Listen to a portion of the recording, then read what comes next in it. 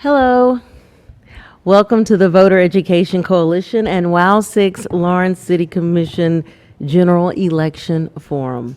I'm 6 News anchor Stephanie Bryant, and I will be your moderator this afternoon. The Voter Education Coalition is a nonpartisan organization that sponsors candidate forums, meet and greets, and other events to educate citizens about candidates and their policies. You can learn more about the VEC and their events by visiting their Facebook page at facebook.com/VECDGKS or the VEC website at www.votereducationcoalition.org. WOW 6 will be showing a replay of this forum several times over the next few weeks. It will also be available anytime on 6lawrence.com as well as on demand. We would like to thank the City of Lawrence and their staff for the use of their facility and all their help in making this event possible. All candidates were invited, but not all were able to attend. Now, the rules for the forum are very simple. I will be asking the questions, and each question will have a designated response time. Candidates, you will answer the questions at the time, and at the end of the period, you'll hear a bell, and we'll move on to the next candidate or question. Now, we will rotate the order of the responses between each candidate. There will be no rebuttals and no questions from the candidates. Each candidate will have 60 seconds to have an opening statement, and we will start with you, Terry. Apparently I won the coin, the coin toss. Thank you very much for having today's forum. I appreciate being here. I am not a professional politician. 6 months ago, this was really not necessarily something on my radar. But as I began to examine where I thought Kansas had already gone in the last few years and was going, potentially to go in the future, I decided that I wanted to step up. We are supposed to have a citizen legislature, and my opponent has held the seat for 22 years. And to my way of thinking, that is a career politician, and I decided that it was time for some new ideas.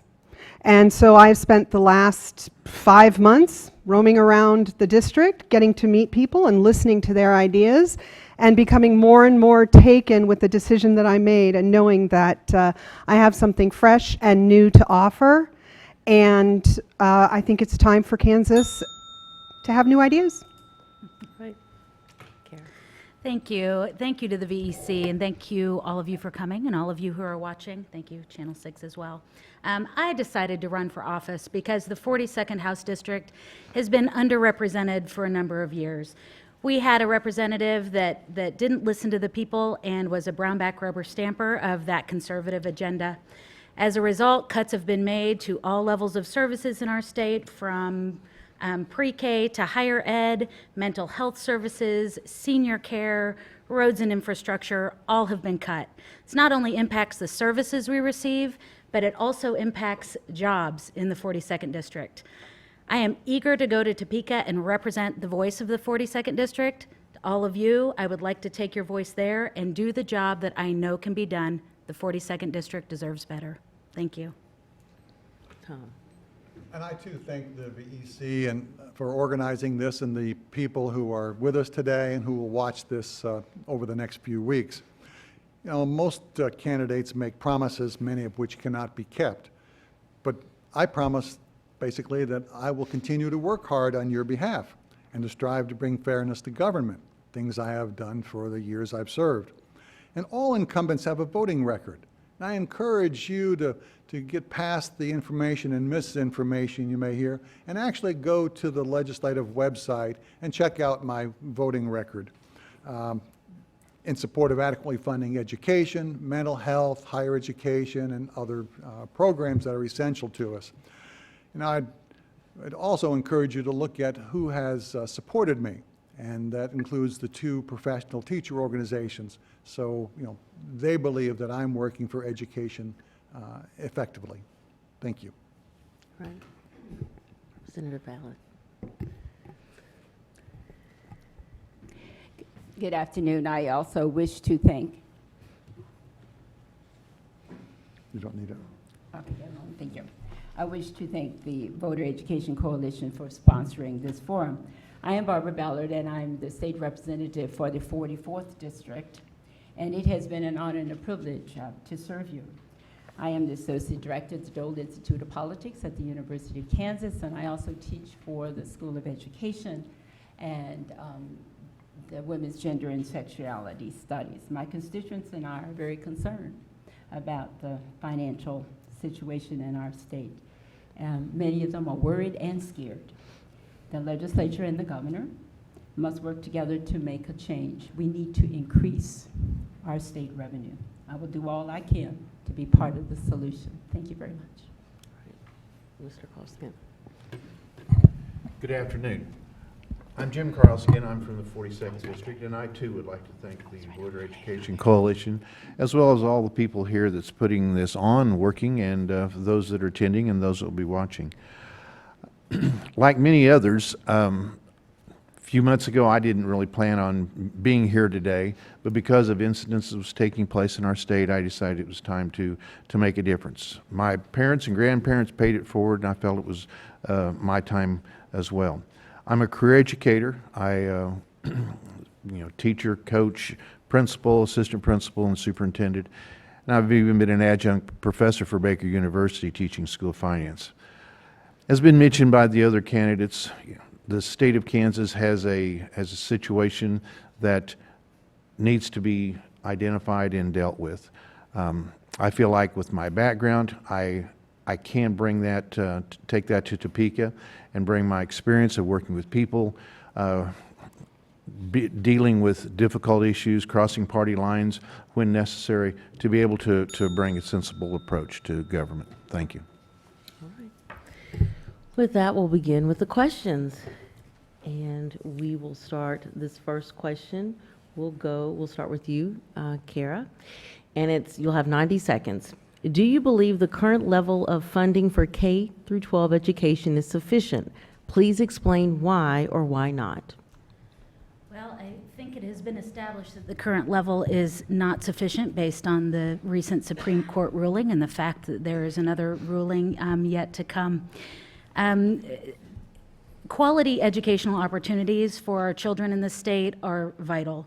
I don't think anybody argues with the fact that without education, our children don't have a very bright future.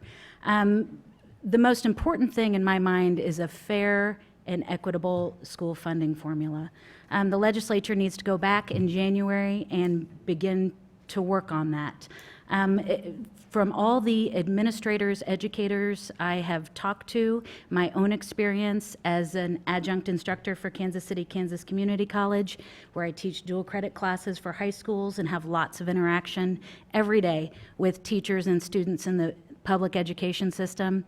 That 1992 formula seems to be a good place to start. I think that if we can get back in January and all work together, that we can come up with a fair and equitable funding formula. Okay. Mr. Sloan.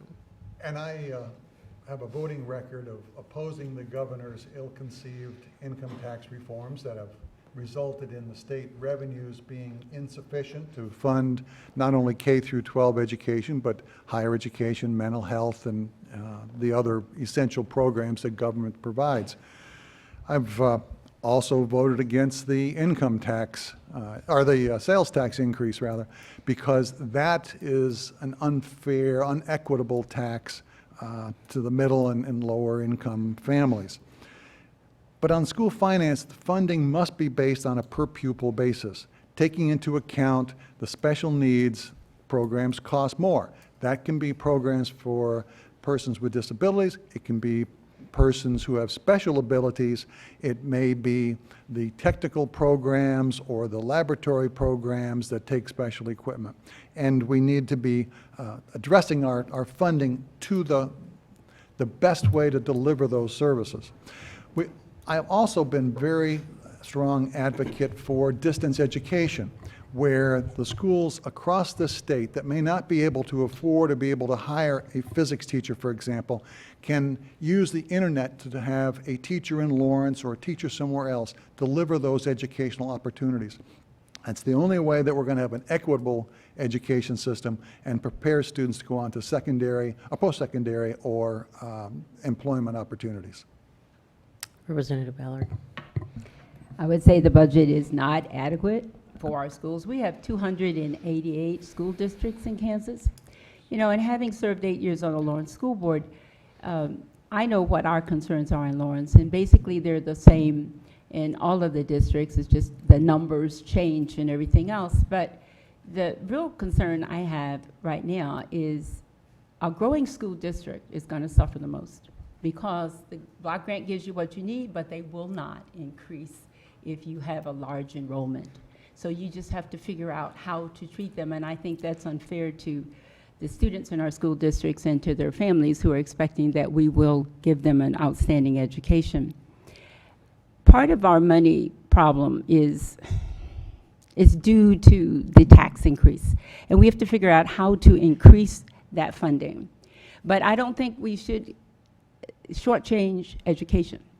Not only is that our future, but it is our economic investment. It's a wise investment in our students to be able to give them the education that they really need.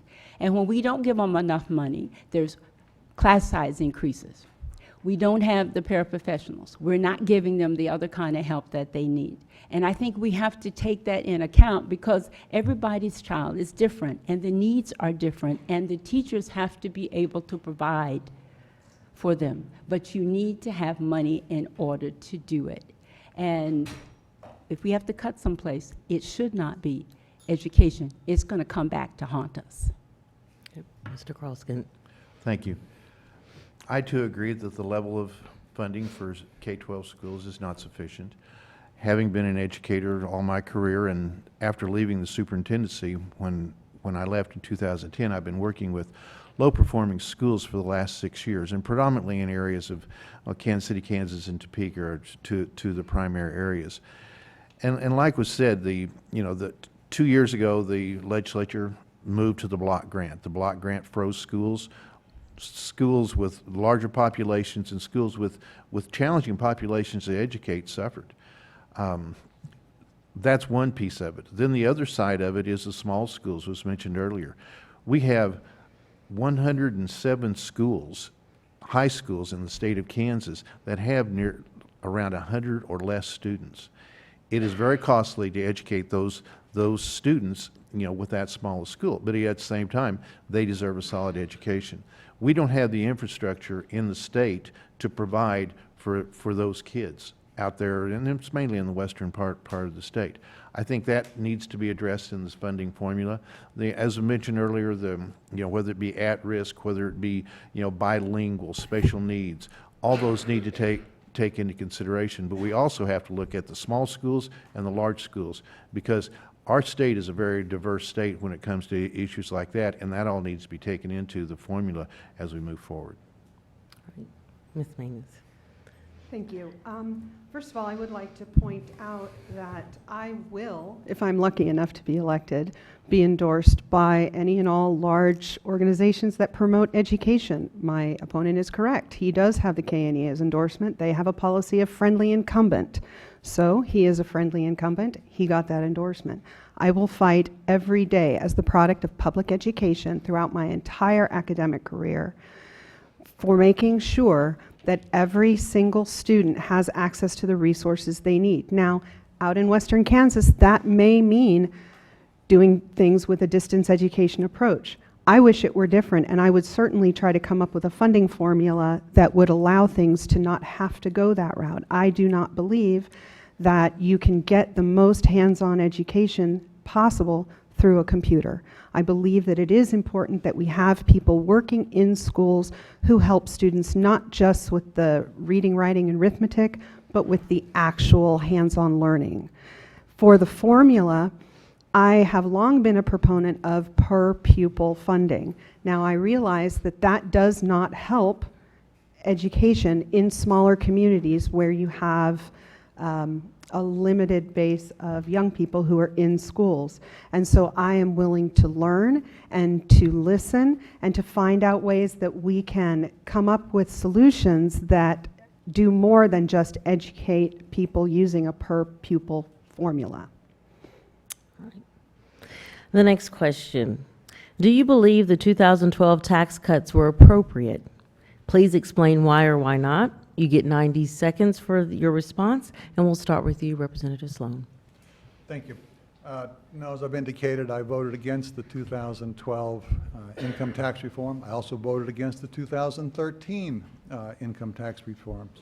And I did so because I did not believe that the revenue that would be lost would be made up by a growth in the state's economy, and that has been proven correct. I also, as I indicated earlier, voted against the 2014 increase in the state sales tax. One, because it's not equitable, and two, because it wouldn't raise enough money.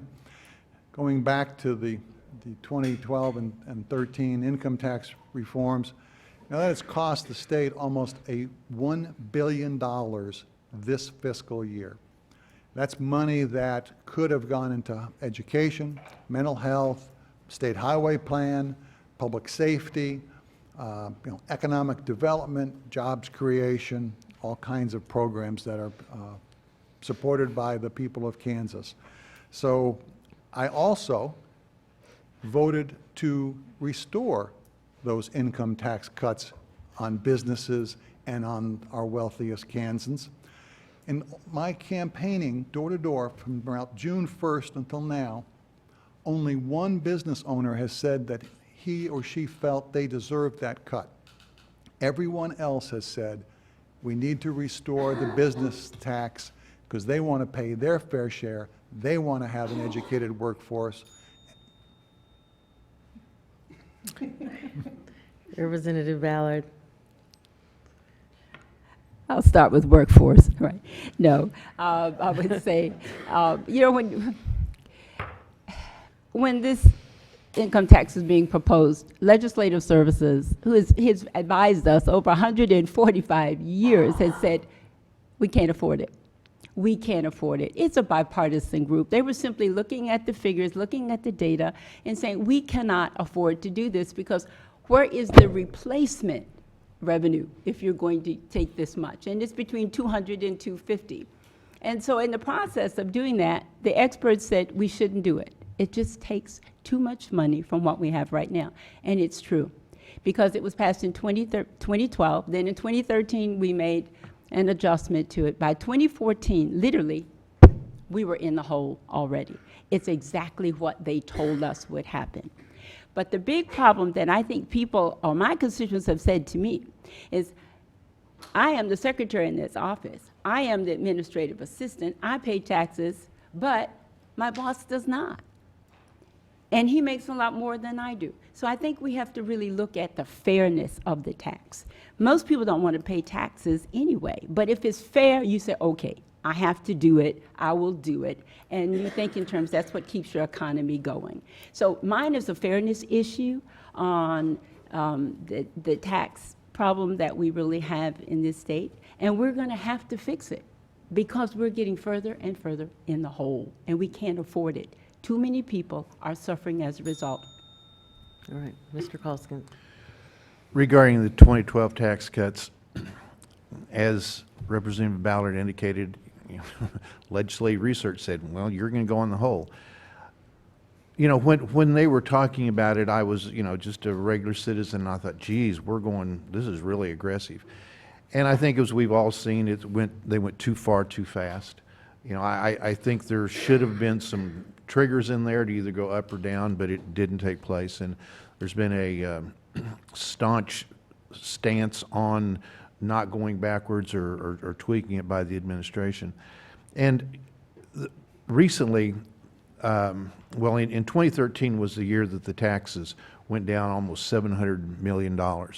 And Dwayne Gossen, who's the former budget director, he put out some information this past week that said regarding the income tax cuts, those that earn less than $25,000, they increased their income tax by over $28 million. Those that make $250,000 or more, they saved almost $400 million. And there's only 20,000 of them that saved the $400 million. So I think it's not only it's hurting the state, but it's an equity type things too. Like was shared by others, people will pay their fair share. Nobody likes taxes, but they feel like that, the government needs resources to support the state. And so I think we need to take a serious look at that. All right, Ms. Manus. As a small business owner, I am perfectly willing to give back what I get, which amounts to probably about $190 a year in tax savings. Frankly, that's not enough for me to hire someone, and it's not enough for me to run an effective advertising campaign to grow my business. And as I've walked through the district all summer long, I have heard that consistently, over and over again. Now, I would also challenge that a sales tax on food that we pay in Kansas, which is higher than what my cousin who lives in Manhattan actually pays, is more than just unfair. Frankly, I believe it is an abomination. I believe that it puts the tax burden on the people who can least afford it. I had a conversation with a young man who said, well, you're only paying an extra 35 cents per gallon of milk. Well, you know what? After 10 gallons of milk, some family just lost the ability to buy that 11th gallon of milk. And for some people, that makes a very big difference. And I want to fight to repeal that. Now, my opponent, again, will tell you that he voted no. Technically, that's true, and I applaud him for that. Unfortunately, the way that he voted no, according to my research, is by having an unexcused absence that day and not voting at all. That is not the kind of vote that I will ever take, or not take, as the case may be. So I think the original question was, did the 2012 tax policy work? And my answer is no. I think that the fact that we have failed to meet projected revenues month after month after month, that is Representative Ballard alluded to, we're in the hole. That's a good indication that it hasn't worked. Our credit has been downgraded. We don't have the resources we need as a state. We need a fair tax policy, not one that keeps tax cuts for the highest earners and burdens those on the lowest end of the spectrum. And we need to also, as Terry mentioned, look at the sales tax and the grocery tax.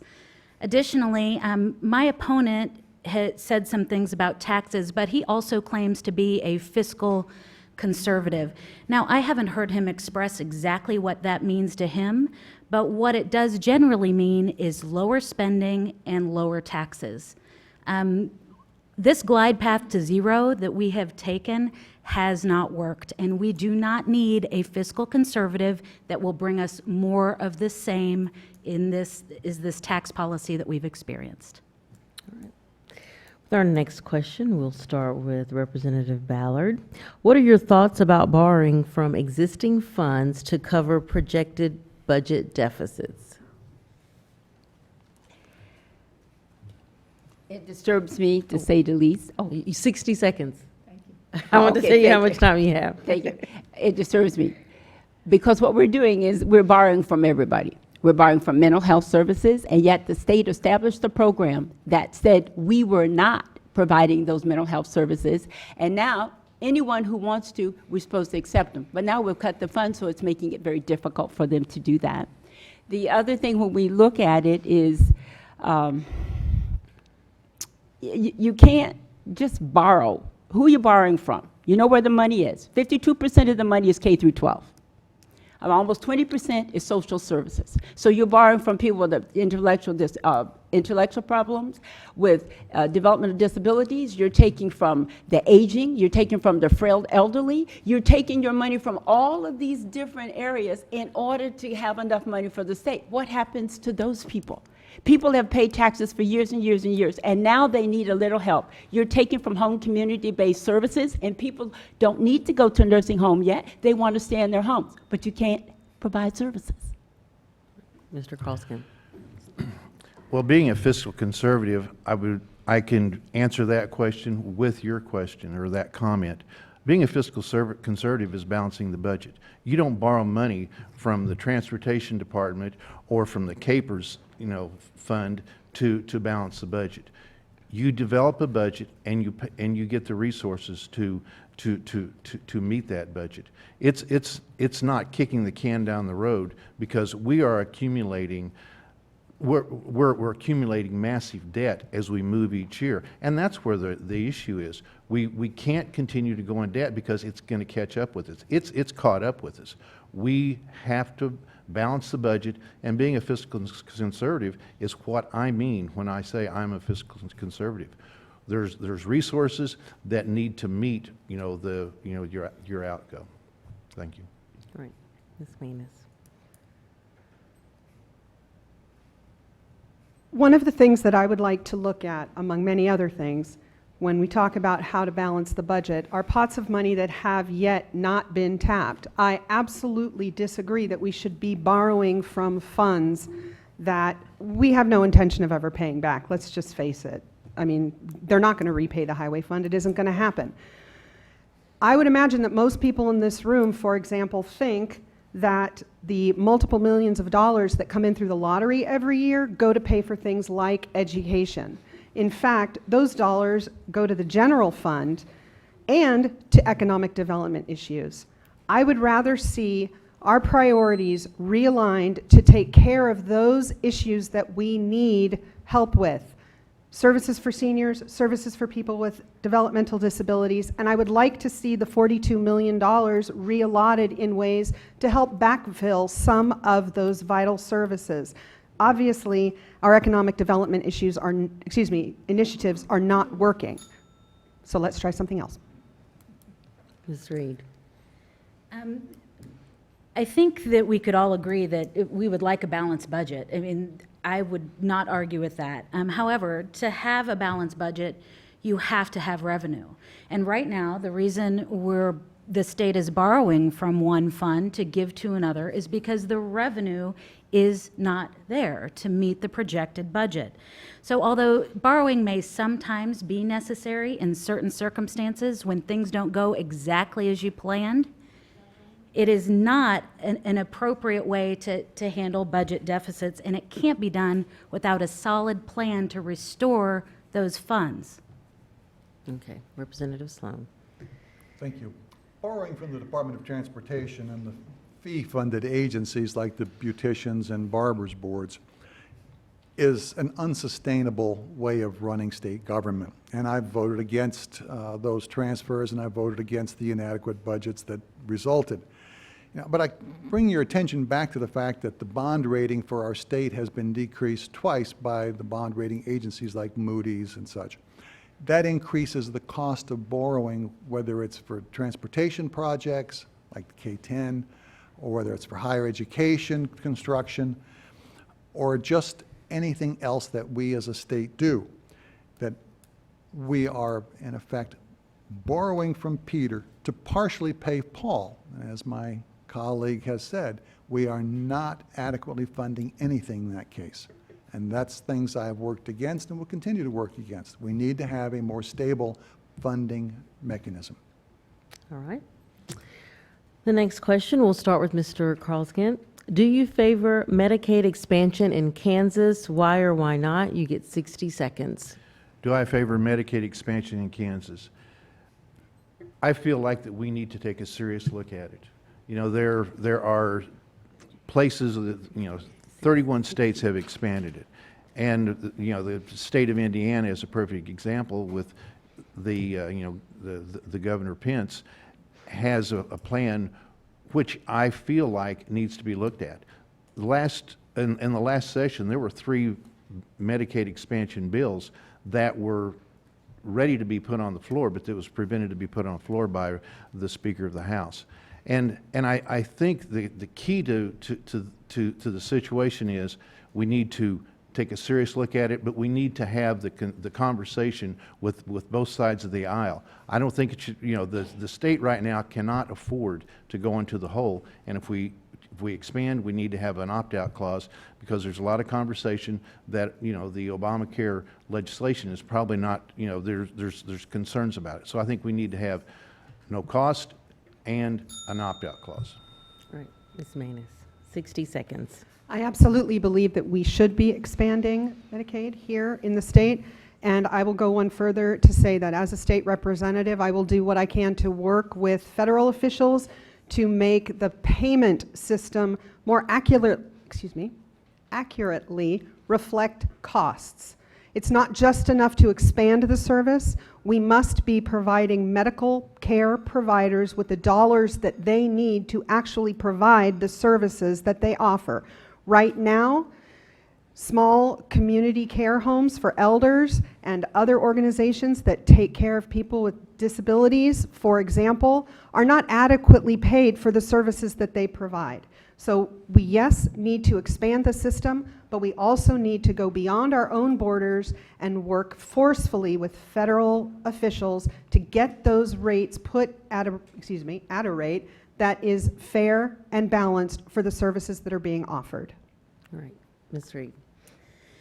I do believe that Medicaid should be expanded. It is an incredibly complex problem with budgetary implications, obviously.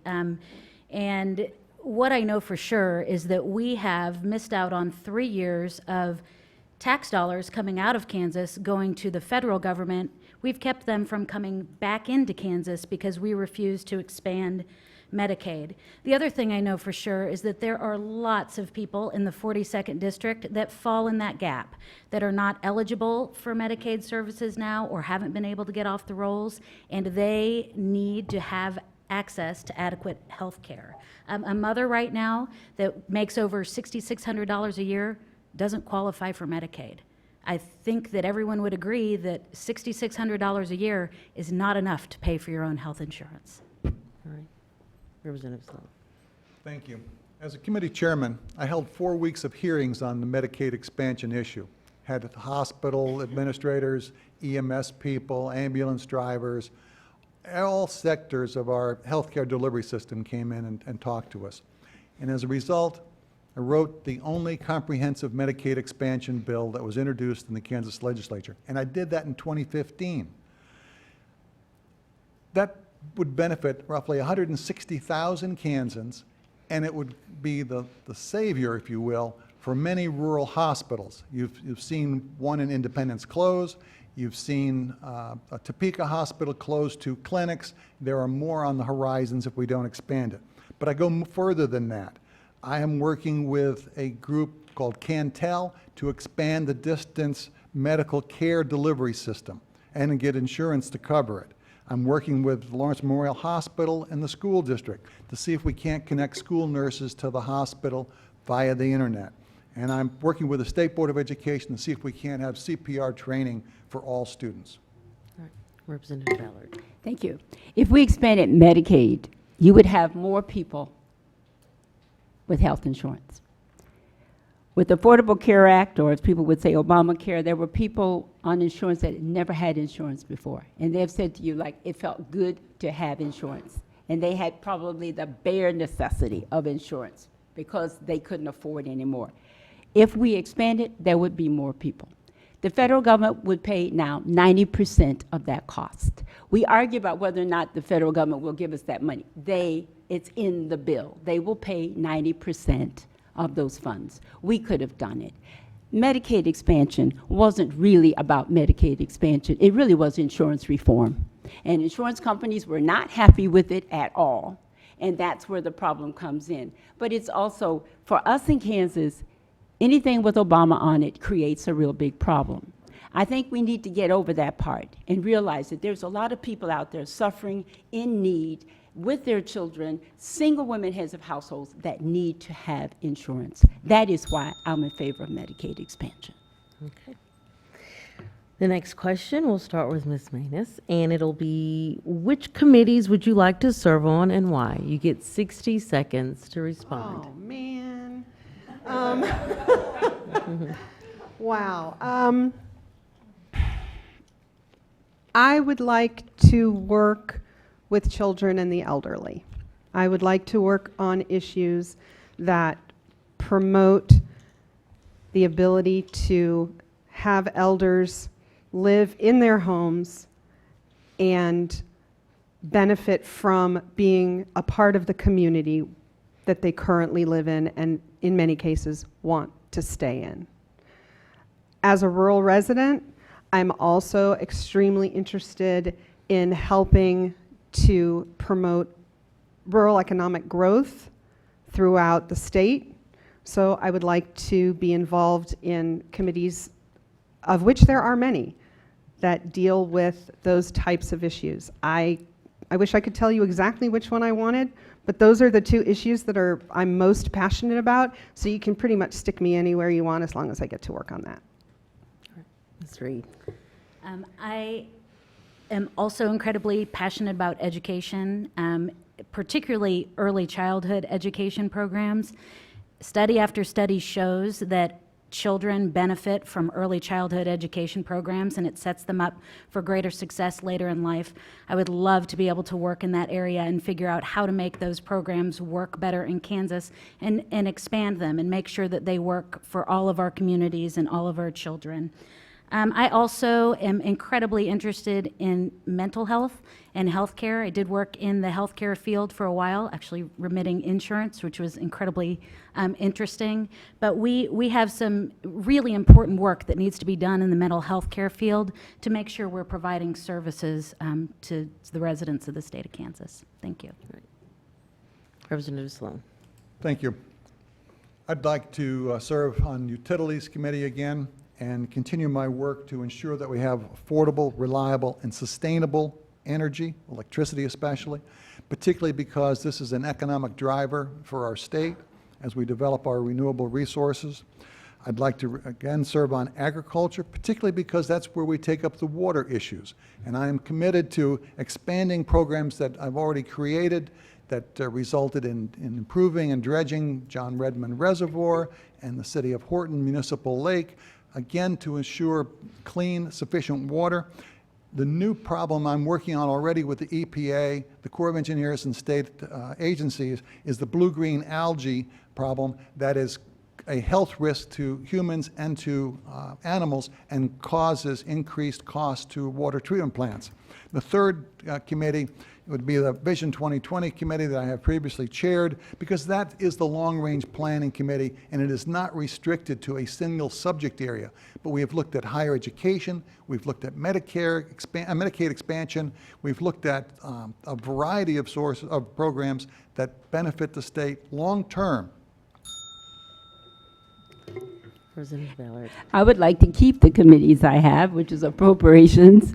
And part of appropriations is because you get a chance to look at everything that's going to happen in the state. But the other reason is, when I said in my statement, I would like to be part of the solution. I want to be there to argue why we need to balance the budget, but we can only balance the budget if you give us some more revenue.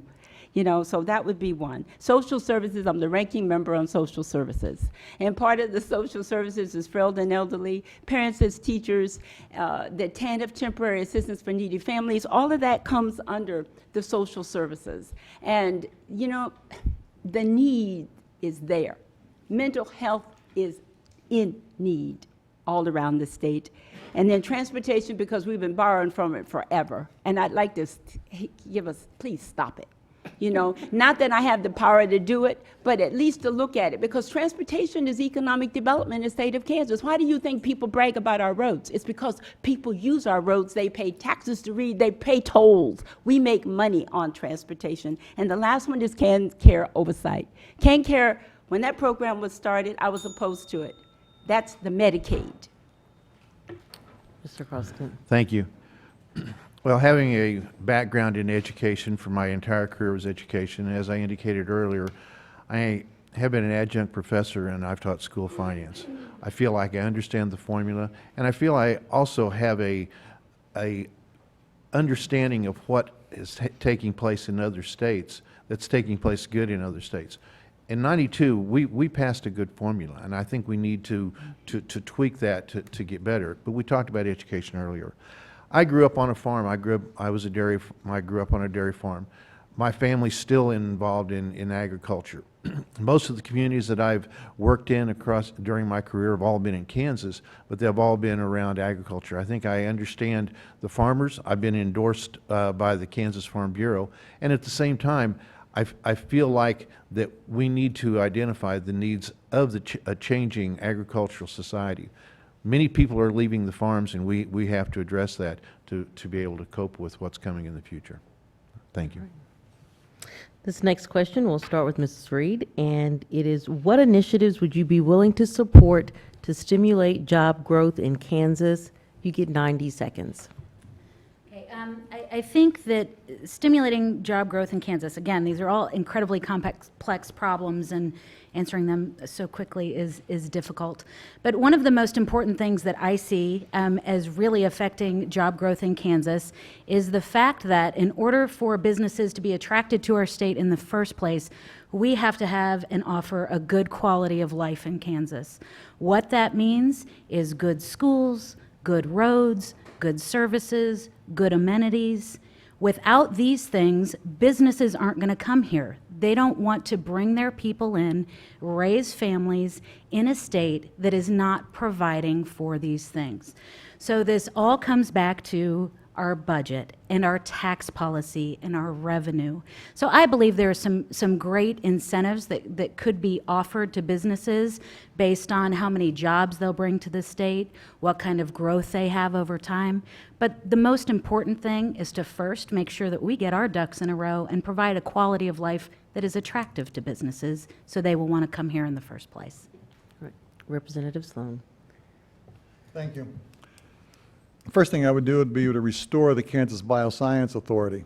That was one of the most successful state programs. They took money and invested it in existing businesses to help them grow. Help them grow from 3 employees to 10 or from 20 to 50, but it was a proven effective investment tool, which the governor has since sold off. I would again, as we said earlier, revisit the tax laws, restore the income tax on businesses, pass-through income, and to address the wealthier Kansans' tax rates. But we have to have that for sustainability so that the bond ratings agencies no longer keep reducing our bond rating, which costs us more money. I would again restore the funding for the Department of Transportation. That is the largest agency in our state that creates jobs directly and indirectly. And it also sustains the businesses in our state and our recreation industry by allowing people to transport themselves and their goods efficiently and cost effectively. And I would fund higher education. You know, that's the second economic driver in our state, particularly in 2 areas. One is just having an educated workforce, whether you're talking about the vocational programs or KU. And the second is that many of our institutions have spin-off innovative businesses, and those are the future, whether it's in pharmaceuticals or something else. Representative Ballard. Thank you. In order to stimulate more growth, number one, I think we have to keep our education outstanding in Kansas. I don't know of any business or anyone who comes to Kansas that does not ask as the first question, how are schools in Kansas? They want to know how schools are. So I think we have to keep our education really strong. Right now, it is strong. We brag about it, and it is reported as good. We need to keep it good so people will want to come, start a business here, and be able to educate their children, not only K through 12, but higher education. Higher education, I think we need to brag a little bit more about what we do, especially at KU Med Center with our cancer center that we have there, our designated. We are good, and it is bringing jobs, and it will bring more jobs as we do more research and get more grants. So we need to make sure we take care of KU Medical Center, especially the cancer center that we have. I would say transportation, again, is one that we need to, because if people realize you're just taking money from others to balance the budget, why do they want to come here? Because maybe they start business and it's anything to do with the state, they may not get paid. The other thing to stimulate job growth, I think we need to just stop this cut that we have on Medicaid. Because for some people that are working, they can't even expand their business because we are taking from them, especially in the medical area. So we need to stop doing that. And the last thing I would really say is social services. If you provide good social services, people will come because their families come with them and they can be provided services. Mr. Croskin. Thank you. As I mentioned earlier, education has been, talked about quite a bit. But I don't think people understand, especially in this area, Northeast Kansas. We've been blessed with a lot of teachers. There's KU has a Department of Education, and there are resources here. But you can go 30 miles from here, and you're looking at a teacher shortage. You go out to western Kansas, and it's critical. Even in Kansas City, the schools that I worked with these past few years, they can't find science teachers in Kansas City. You go out farther west, and they have hard times finding anything. So we need to address the issues around education because, as was mentioned earlier, people value. As a superintendent, people would come to the district and they want to look at the schools. They hold the schools in high esteem. The second area that I think needs to be addressed is what's been talked about, and that's transportation. We need to quit robbing from transportation because they create a lot of jobs. And another thing that I think that we need to look at the bigger picture and not be fighting our neighbors to the east in Missouri. I'm a KU person, and I'm not a fan of MU, but I don't hate Missouri. And I think we've got a combative relationship with the state of Missouri. When you look at the metropolitan area, we can work together. We need to look at regionals opportunities where we can all benefit from one another, not fight each other. Ms. Maness. Well, I'd like to start by saying that we should, as most of us seem to agree on, that we should be working to support education, K-12, as an engine of economic growth. When I drive down I-70 and I see ads from Missouri trying to lure young graduates away to go and be teachers in Missouri, we're doing something wrong. We are not seeing our new teachers as economic drivers in their communities, and we need to be providing them with quality paychecks that make teaching a viable and, once again, what's the word I'm looking for? Important profession. That's not the word I'm looking for, but it'll have to do for now. Prestigious. Thank you. That's the word I'm looking for. The second thing I think that we need to do is invest in social services. Every boot on the ground is a job. It's just that simple. Every service provided is not just a service that someone gets, it's a job that someone holds and they can be proud of. The next thing I think that we need to look at, I worked at KU at the Higuchi Biosciences Center as a grant writer. I know what it takes to get grants, and those are millions of dollars that come in that we're missing out on right now. I'm going to skip over agro-tourism, and no, I'm not. I'm going to skip over rural development, and I'm going to go straight to the tourism industry. We spend less money than any other state in the region promoting tourism. And these don't need to be big dollars. Small dollars can help museums, can help natural places. Those tourists bring dollars and they don't cost Kansans money. And their jobs. This next question is a two-part question, and we'll start with Representative Sloan. What restrictions, if any, should the state of Kansas place on abortion? What are your thoughts on funding Planned Parenthood? You have 60 seconds. I'll take the second one first. Planned Parenthood provides many essential health care services to women and children. I have voted to fund them. They're essential in many parts of our state and communities. Restrictions on abortions. It's an issue I struggle with. Abortion is a terrible form of birth control, but I do think that when a woman's life is at risk, when the fetus will be born with so many abnormalities that it's not viable, or in conditions of situations of rape and incest, that an abortion is a reasonable measure to take. Representative Ballard. Thank you. Restrictions on abortion, I reluctantly support the ones that we have on it, that you get parental consent, that you do all the things, give them the information that they need to know about it. I don't think we need any more restrictions. We seem to be doing okay with the restrictions that we have, but I think we shouldn't go after clinics. If we put restrictions on it, and it is legal, we shouldn't go after them to close them down. because how are you going to provide the services that are legal? As far as Planned Parenthood, 90% of their services do not deal with abortions whatsoever. It delivers the services for family planning, for being healthy, making sure you get your mammograms, your PAPs, everything else that you need. And to shut them down, you are really taking away services from people who otherwise cannot pay for them or don't have insurance because we don't expand Medicaid and everything else.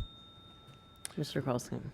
I'm opposed to abortion, and I don't feel like, my concern with Planned Parenthood is that we're supporting abortions, and so I'm opposed to it. Ms. Manis. I support a person's right to make their own medical decisions in any and all cases, period, end of story.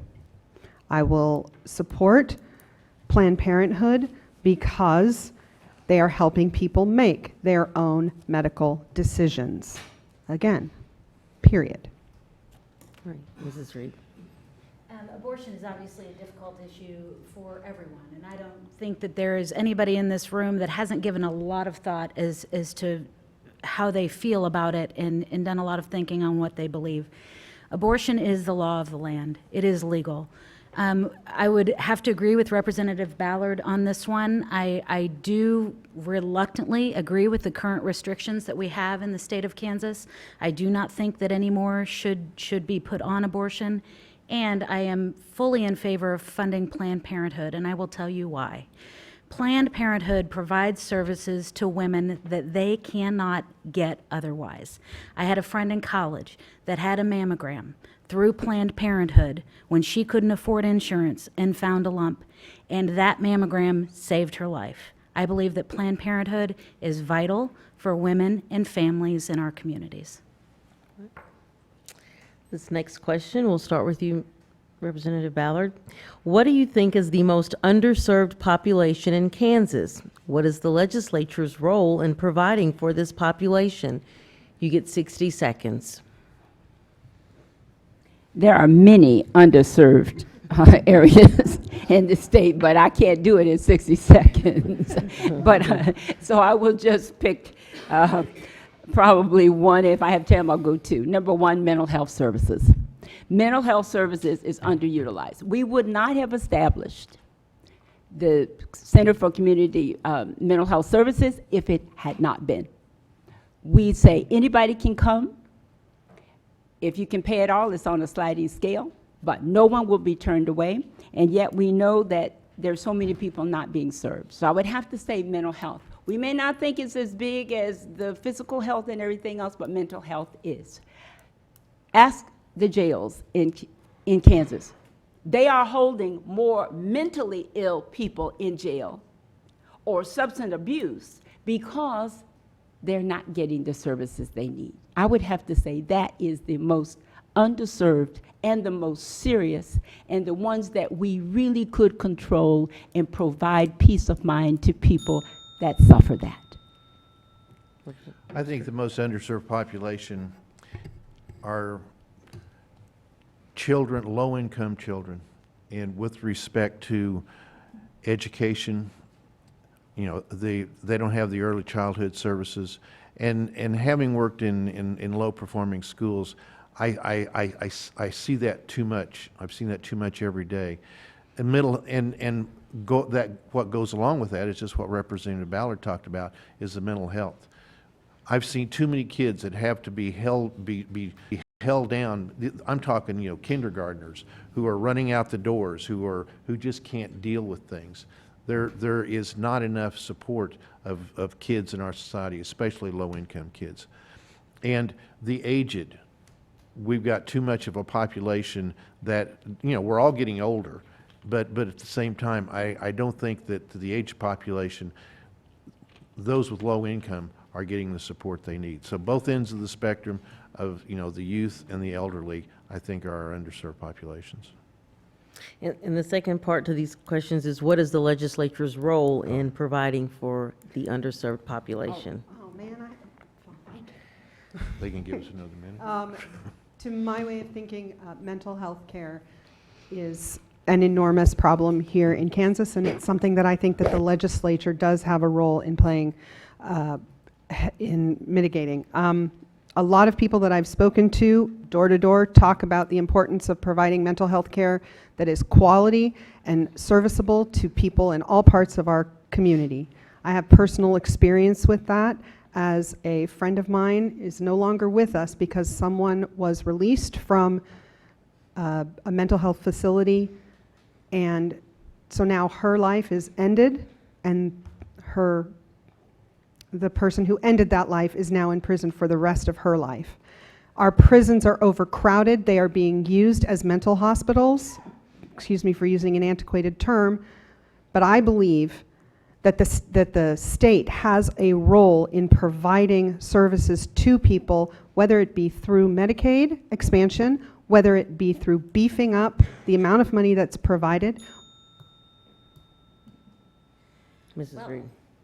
I hate to be beating the same drum, but mental health is an area that affects so many other areas where we have issues in this state. Mental health affects children because if their families and their parents or parent has mental health issues that aren't addressed, those children suffer. It keeps the parents from functioning well, it keeps them from getting jobs to provide for the family, and it puts the children at risk. Again, as has been mentioned, incarcerated populations. There are lots of mental health needs in the prisons, and those need to be addressed. As far as what is the legislature's role, a lot of these programs are already in place and do receive funding through the state. As the revenues have decreased in the state, so have these programs. So what is the legislature's role? To make sure that there is funding for these programs by increasing revenue. Representative Sloan. Well, I'll join in that the persons with disabilities, including those with mental health issues, are our most at risk and underserved population. You know, we saw where the federal government cut its Medicare funding to the Osawatomie State Hospital because the state was not maintaining programs or the structure or the staffing. We've talked about law enforcement and how they're both in their jails and in prisons are housing more persons with mental illnesses, but they are also having increased travel time to take them for evaluations and treatment. The legislature does need to increase revenues, we know that. But I've gone beyond that. I haven't waited for the legislature. I've worked with the Veterans Administration, and we have a pilot program where they are providing mental health services to veterans via the internet, and they're partnering with Kansas hospitals. I'm working with that Cantel group and with local organizations like DECA to get insurance coverage for those mental health programs that are served by distance capabilities. This next question, it's a two-part question, and we'll start with you, Mr. Croskin. What are your thoughts on movements such as Black Lives Matter and Standing Rock? What can the state do to address the concerns of these movements? You have 60 seconds. 60 seconds. My concerns regarding identifying Black Lives Matter and what can the state do. Now, I think all lives matter. We see in the news where there's shooting of mainly black young people by the police, and then we have the killings of policemen by others. There needs to be a moratorium, to get people to talk. And I think that probably the biggest thing is training that the state can do.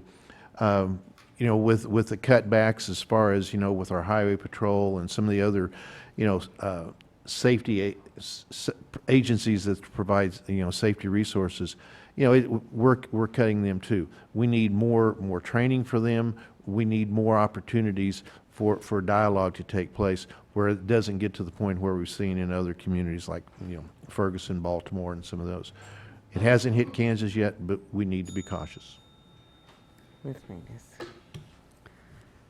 While I do believe that all lives matter, and I believe that from the bottom of my heart, I believe that it is time for us to have a conversation as a state that takes into account the fact that people of low income, people of color, do often fall disproportionately at the bottom of places where care and concern is given extra thought, and that is a problem for me. I believe that we have started to make great inroads through conversations here in Lawrence, but I believe there's quite further that we could go. Regarding Standing Rock, I believe that we as a state need to beef up the value that we place on our own land. Now, my opponent will tell you that he is a great proponent of natural resources, and he is, but I have the endorsement of the Sierra Club, and had I been given the opportunity to vote for or against the Keystone Pipeline in Kansas, I would not have voted for it, as my opponent did. Mrs. Reed. I'll go ahead and agree with the other two. Of course, all lives matter, but we also have to acknowledge that racism does exist, and it is a problem, and it does affect the outcomes of different segments of our communities and population. I think the way the state needs to address this is to create conversations surrounding these issues. A lot of times we're unwilling or unable to acknowledge that some of this institutional racism exists, and in order to begin to solve the problem, we have to acknowledge and discuss it. I think then you can go one step further. We can talk about training for law enforcement and other things like that, but first, we have to acknowledge the problem. Again, Black Lives Matter, Blue Lives Matter, all lives matter. And it's the education of all of our citizens that is the way forward. You may have noted in the media that 3 residents of Wichita were arrested for plotting to blow up a building in Garden City that housed Somalis who work in the beef industry there. That often is a result of economic disparities, the fact that too many people do not see a path forward economically, and so the job creation, the education of our citizenry are key. The Standing Rock Sioux issue over a proposed pipeline, public hearings on proposed infrastructure investments, as we do in Kansas, are a key to that. We have a process whereby proposed transmission pipeline, or transmission towers and gas pipelines and such can be routed around sensitive areas, whether they're environmental or historical. Representative Ballard. I would have to agree with everyone on this panel, but it says all lives matter.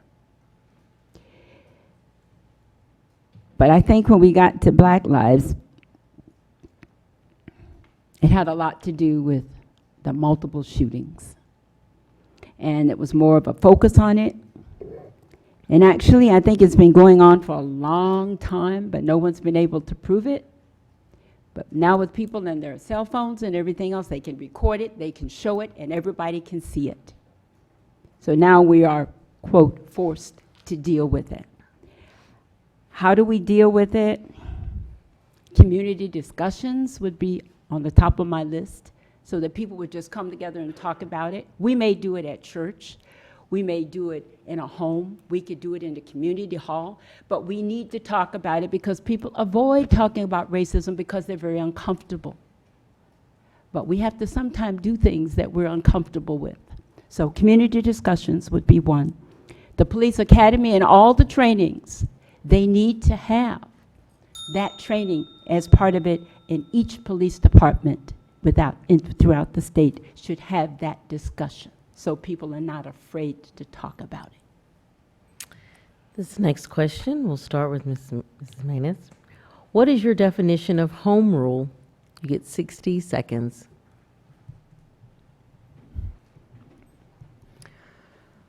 Well, when I hear that, my mind automatically goes to local control. And what I believe is that municipalities have the right to determine what is best for them. Sometimes that is at odds with state laws. But I do not believe that the state of Kansas has a right to usurp what the people of a community believe is in their best interests. The state of Kansas has voted against requiring that we follow federal firearms regulations, and yet they turned around and voted that municipalities must follow state firearms regulations and sales regulations.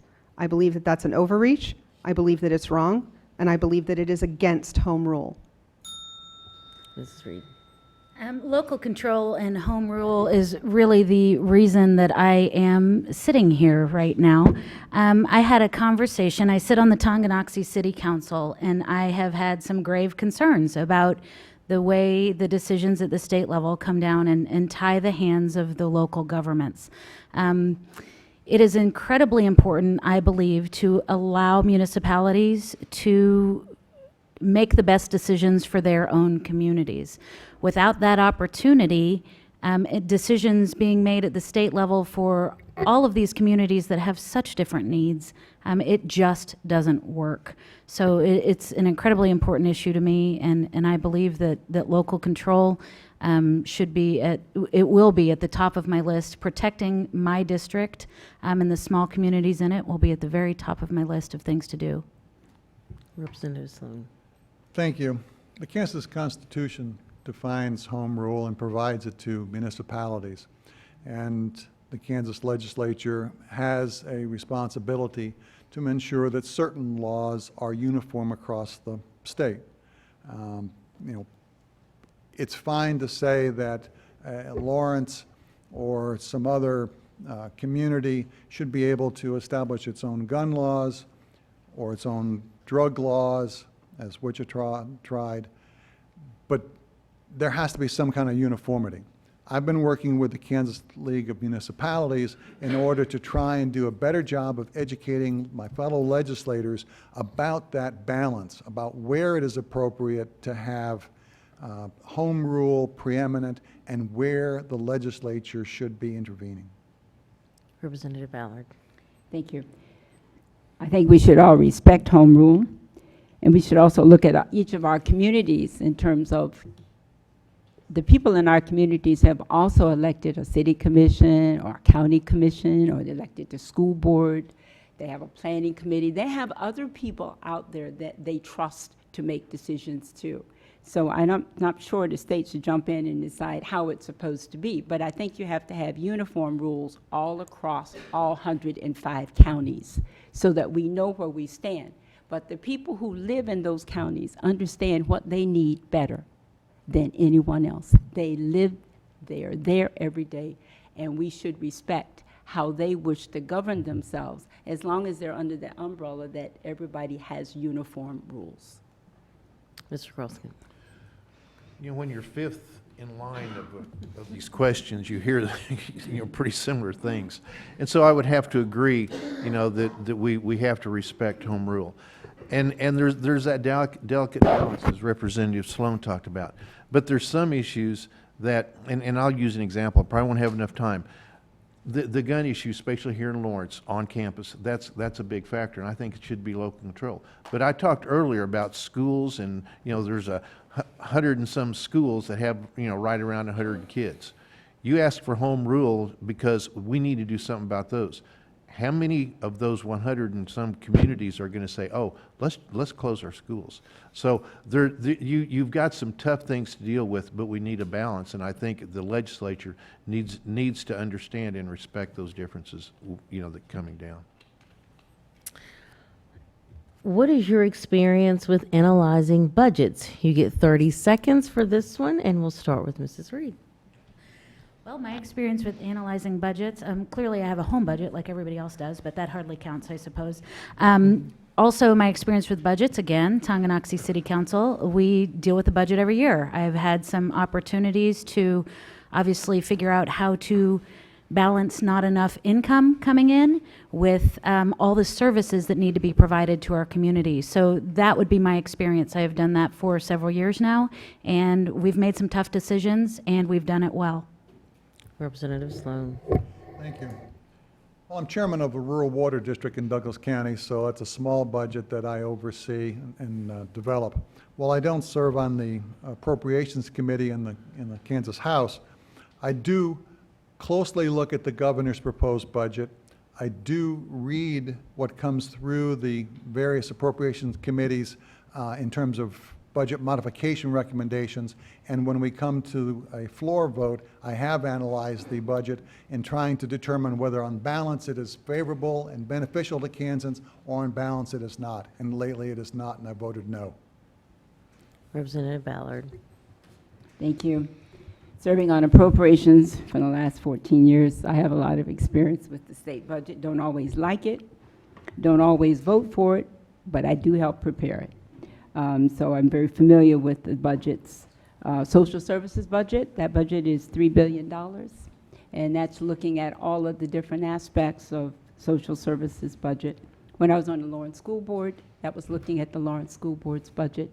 And you know, people don't realize, but at one point when I was on the school board, we had to cut $1 million out of the school board's budget, and people were shocked, and we recovered from it. So we've been cutting budgets and working with budgets for a long time. Mr. Colston. As a school administrator, as a, superintendent of schools, I had the opportunity and the challenge to balance deficit budgets as well as deal with, bringing in revenue. I feel like I understand taxes, and it's a tough situation. Being an adjunct professor in the area of teaching school finance, I've taught, the theory as far as, the practical side, the theory and the practical sides of balancing budgets. It's not an easy matter, but to balance a budget, but it has to be done. Mrs. Manis. Prior to being my own small business owner, I worked for numerous nonprofits, and I helped write grants in the millions that were worth in the millions of dollars, and I created the budgets for those grants. Not only did I do that, but as a grant professional, I helped oversee the management of those grants. I am extremely aware of how easy it is to not follow the rules and to not spend money the way you say you're supposed to. I've monitored those types of programs and would continue to do so. These are some audience questions that we've received. This is the first one, and we'll start with Representative Sloan on this one. What are your specific plans to increase transparency in Kansas government, such as public access to government records and documents? You get 60 seconds. Well, I certainly believe that the public has a right to know what is going on, and I have supported the televising of committee meetings, of floor debates and actions. I have supported increasing funding for state agencies so that they can make their records more affordably available to Kansans. And I believe that the public in turn has the responsibility to look at what is going on, to attend committee meetings when they can, if not to press for them to be broadcast, and to also look at how their legislators vote. And that, to me, is a part of being an informed electorate. Representative Ballard. As you just had heard, the legislature did vote for actually 15 committee rooms to be equipped with, so we can televise our meetings. They're going to start with 5, and eventually they will increase it so that we have 15.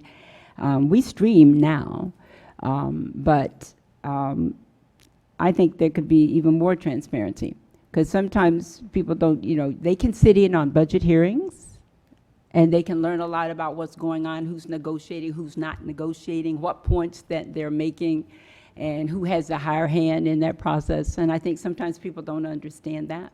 But anytime it's I believe anytime you can make it transparent, it makes it easier for people who have taken the time to come to the Capitol to see it. And if they can't come, that's why televising them, and that's why we voted for it, so that they can get a better feel for it and know what their rights are and how they can come and testify, how they can become more involved. Mr. Carlson. As was indicated, there's a step-by-step process that's coming to allow more transparency. Having been to attend, budget hearings and public hearings and committee meetings at the state capitol when I was in the school systems, I was shocked at sometimes how little people were interested in it until it was too late. And I don't know what the answer is to get more interest. But we need to put it out there so people can, if they want to. The sad part is, not enough people want to until it's too late. Ms. Manus. I applaud the beginning of broadcasting procedures, and I do applaud that there are more concerted efforts to get information online. One of the things that I would like to see stopped is the charging for services when someone requests that a document be provided to them. We have the capability today with technology to make PDFs readily and freely available. We should be doing that at every opportunity whenever someone requests a document. If someone does not have access to a way to get a PDF, whether it be free online or on a CD or whatever, I believe that we should then make it possible for them to get it at the lowest possible cost. So I believe that we can use technology to be smarter and to make documents available more readily. Ms. Reed. I think it's pretty well been covered. Obviously, televising committee meetings, hearings is always going to allow for a whole lot more transparency, as well as just making sure those meetings are open to the public. The Open Records Act, the Open Meetings Act, that goes a long way into making sure that legislators, any elected officials really aren't having communications that aren't open to the public. And as an elected official, I will say that is always on my mind. If I'm in a room with other city council members, I'm always aware that I need to make sure that we don't have a quorum by accident, no matter what we're talking about. In response to what my opponent said, how do you generate more interest in the process before it's too late? I think that answer is incredibly simple, actually. You create an environment of open communication with your constituents. If you are communicating with your constituents on a regular basis, and if you are accessible and responsive, the answer is there. That's how you get more involvement. This next question will start with Representative Ballard. Do you support or oppose concealed carry on campus? Why or why not? You get 60 seconds. Oh, I've been waiting for this one. Thank you very much. As far as concealed carry, I voted against it, except for once. And the one time I voted for it, it was because it had a 4-year exemption for institutes, higher education. And that was, I guess, to give us time to maybe get used to the idea. I am opposed to concealed carry on campuses for the same reason that my colleagues that supported it said, safety.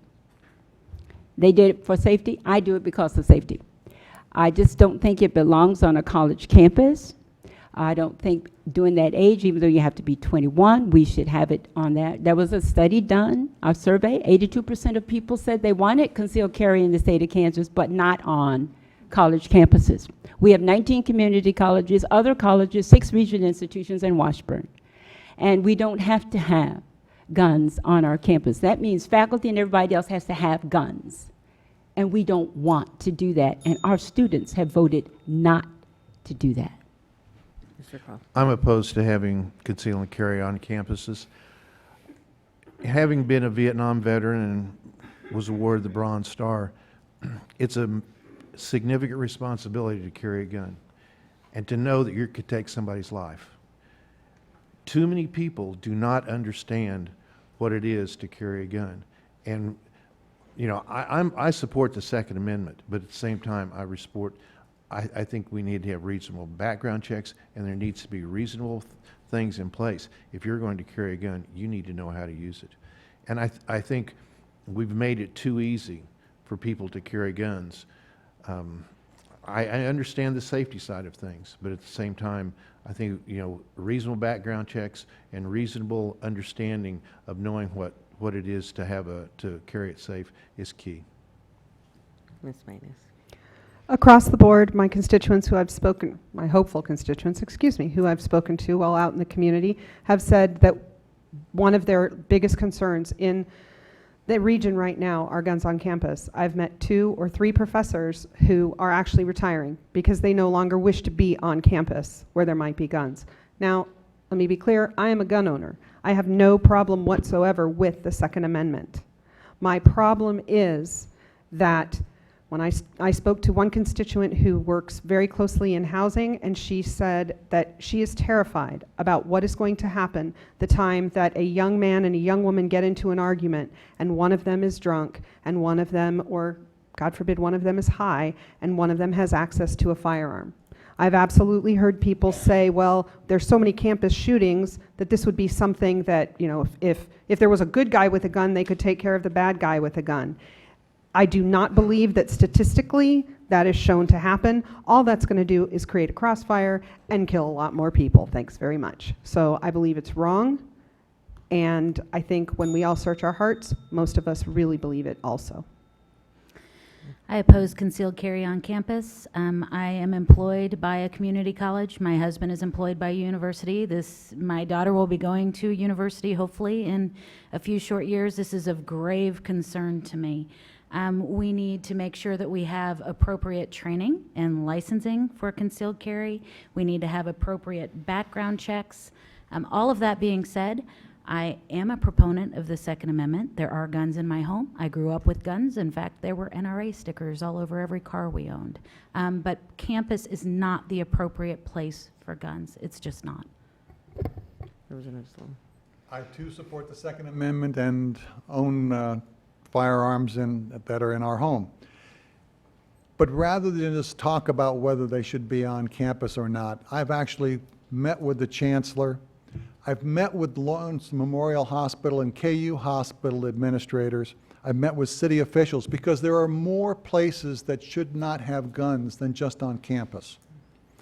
And you don't want them in an emergency room when you've had, a gang fight. You don't want to have them in the city hall or the courtrooms.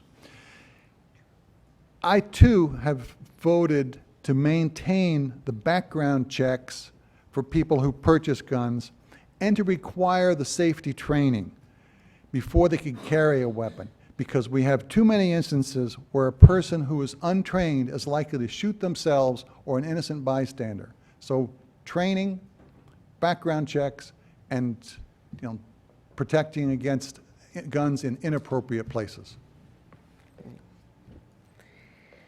This next question will be 30 seconds, and we'll start with you, Mr. Croskin. If another attempt is made at passing an anti-transgender bathroom bill next year, what will your vote be and why? You get 30 seconds. To attempt to pass an transgender Bathroom bill. I feel like that, the gender that you were born with is where you need the facilities you need to use. Having been a middle school principal over the years, I can imagine what a bill that would allow that would create in schools. And I just feel like that we need to use the facilities of the gender that we were born with. Ms. Manus. I have friends who have sons and daughters who are transgender, and I've seen what it does to them to have that kind of dysphoria. This is not a choice. This is who they are. I will vote against it. I frankly believe it's a tempest in a teapot, and it's been created and pushed forward as a way to discriminate against people without really discriminating against people. I agree with what Terry just said. I have several transgender friends. I have friends whose children are transgender, and I can tell you that these people are not looking for special privileges or to take advantage of anybody in any way. These are people who are dealing with something that is difficult to deal with, and they have the right to have a safe place to go to the bathroom. I believe that that all people are created equal, and that government should protect that inalienable right for us to be unique as individuals. So I, too, oppose any legislation that would penalize transgender people. There are stalls in both the men's and women's restrooms. I mean, one never will have to know who biologically is in one of those, but that we deal with the mental as well as the physical aspects of this issue. Representative Ballard. I would oppose it. I think we have to have respect for who that person is today. And that becomes extremely important. I don't think that infringes on anybody else's rights. And as long as something doesn't infringe on another person's right, in order for me to realize my rights, I will vote to protect that person. And that's all they're asking for, is to respect who they are today. And this last question, 60 seconds. We'll start with you, Ms. Manis. How should Supreme Court judges be nominated and confirmed in Kansas? 60 seconds. The way they're nominated and confirmed right now. I think we have a fantastic system that is shown to work. People's names are put forward. They are looked at by a nonpartisan panel, and then those recommendations are passed on to the governor for the governor to choose from one of those three. This has worked well for us over the years, and the only reason that it's being questioned now is because there are groups who are unhappy with with the decisions that some of those justices have made. And frankly, I believe in the separation of powers, and it needs to stay that way in order to protect the rights guaranteed to us under the Constitution, and I do not believe that the system should be changed. The current system works. The Supreme Court is a check and balance in our government, and it is a check and balance of the legislature. A fair and impartial judiciary is vital to the health of our state. Trying to change the third branch of government, as has been done, to bend to the will to the governor or to the current legislature, is inappropriate, and it's not the way our government should work. The system currently works, and it should stay just as it is. The constitutions of the United States and Kansas all established an independent judiciary, and it needs to remain that way. Now, I voted against changing the way justices were appointed to the Court of Appeals. That's the same method that the governor and some of his allies want to have with the Supreme Court. So I've already on record as opposing changing the current system. Its current system is also more transparent, as witnessed by the governor's appointment of his legal advisor to the Court of Appeals and his appointment of a person to a Saline County local office.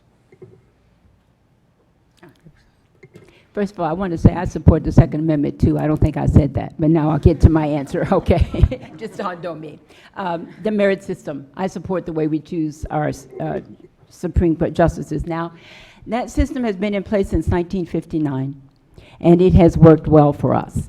Not only that, but the governor can appoint people to this committee as well.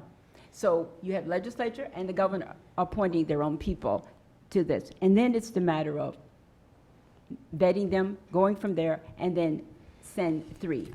Now, you've had your people there before. The appeals, the governor now has control of that. I would not want him to have control of the Supreme Court justice, too. That's just a little bit too much control for one person to have. Besides, the people of Kansas benefit the most by having this merit system. And since 1969, no one has had any real complaints about it not working and that it wasn't fair to all the attorneys who really applied. So I would vote no. In fact, I voted no on it, and I would vote no again, and then I still would vote no. Are you really going to vote no? Yes. Okay. I support the current system. There's things that the state Supreme Court does, there's things that the federal Supreme Court does that all of us in here at one time or another disagree with. That's part of life, and I don't think, that we there's been attempts over the years at the federal level as well as the state level to pack the court and different things like that. It's not perfect, but government is not perfect, and I think we have a good system. All right, I think that's going to do it. Thanks all for joining the Voter Education Coalition and WOW 6 for the General Forum. The general election will be held November the 8th. Thanks to the City of Lawrence for providing the venue as well as videotaping this forum, and a special thanks to all the candidates for joining us. Have a great day. Thank you. Thank you.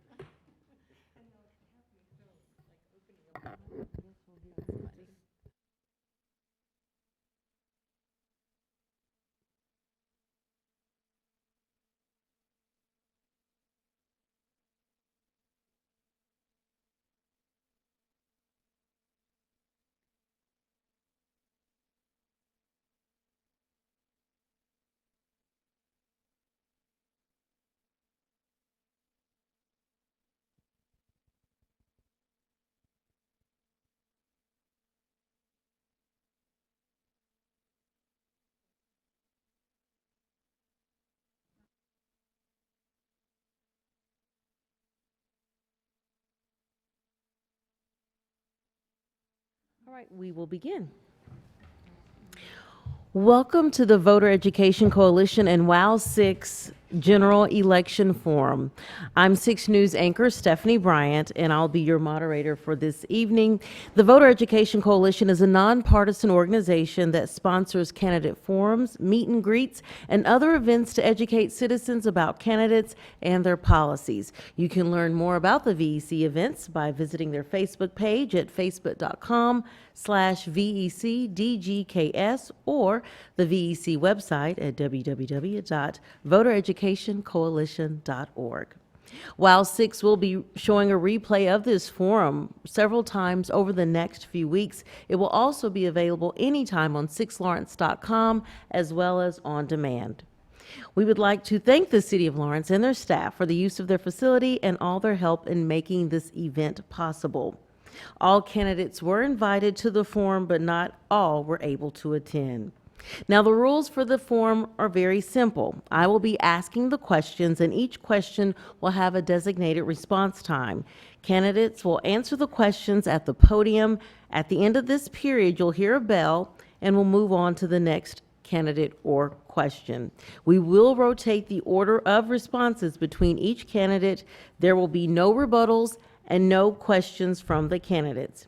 Every candidate will get 60 seconds to give an opening statement, and with that, we'll start with you, Mr. Holland.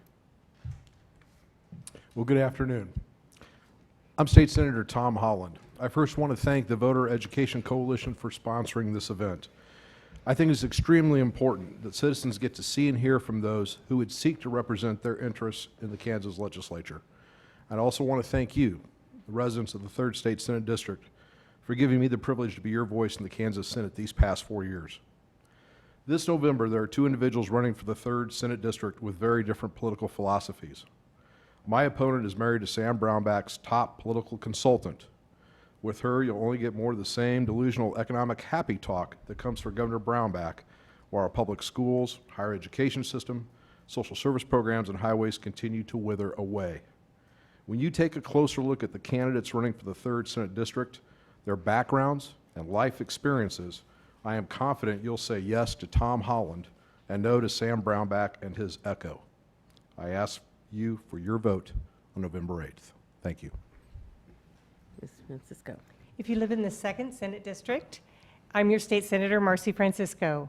My family has roots here. My husband, Joe Bickford, is a lifelong Lawrencian. Serving on the city commission, including 2 years as mayor, I worked to strengthen our neighborhoods and our downtown and started the city's reuse and recycling program. Since then, I've had a career working at KU and providing affordable housing, and I've also been involved in the community. As a Kansas State Senator, I've been able to work well with other legislators from both parties because I've traveled and made connections across the state. Unfortunately, the Brownback administration and the Republican-controlled legislature has brought Kansas to the brink of financial disaster. We need a Senate that will move us in a different direction to make a state that works for all of us, collecting enough revenue to cover our expenses through a fair tax policy, adequately funding education from early childhood through vocational, technical, and higher education, investing in infrastructure, accepting federal funds for health care, and supporting a fair and impartial judiciary. Thanks to the Voter Education Coalition and those of you who are watching, I would certainly appreciate your vote. Thank you. I'd like to thank the VEC for the opportunity to come and speak to you today, for all my supporters that came out, and for those coordinating this event. My name is Meredith Ritchie. I'm running for State Senate here in the 2nd District. I come from outside the system. I come from the perspective of the voter. I used to go as working for a nonprofit to state legislators, and it didn't take very long to discover that sometimes they have ulterior reasons, they're owned by special interest, or they have the opportunity to have greater power for themselves. I want to step up and be a representative for the people. You deserve better representation than what you're currently getting. You deserve people that are voting, yes or no, not pass. You deserve someone who can stand up and be your voice in Topeka. Times are too unstable. We need someone that's going to bring stabilization to this state. With that, we will start the questions. And I'll start with you, Senator Francisco. Do you favor Medicaid expansion in Kansas? Why or why not? You get 60 seconds. I absolutely am in favor of expanding Medicaid, in this case CanCare in Kansas. I think that's the only fair way to include everyone in the Affordable Care Act. By not expanding, we've left people out who are earning too much to qualify for the current Medicaid system, but not enough to get help with insurance. We need to be reimbursing providers in our local hospitals and community mental health centers for the services that they're providing.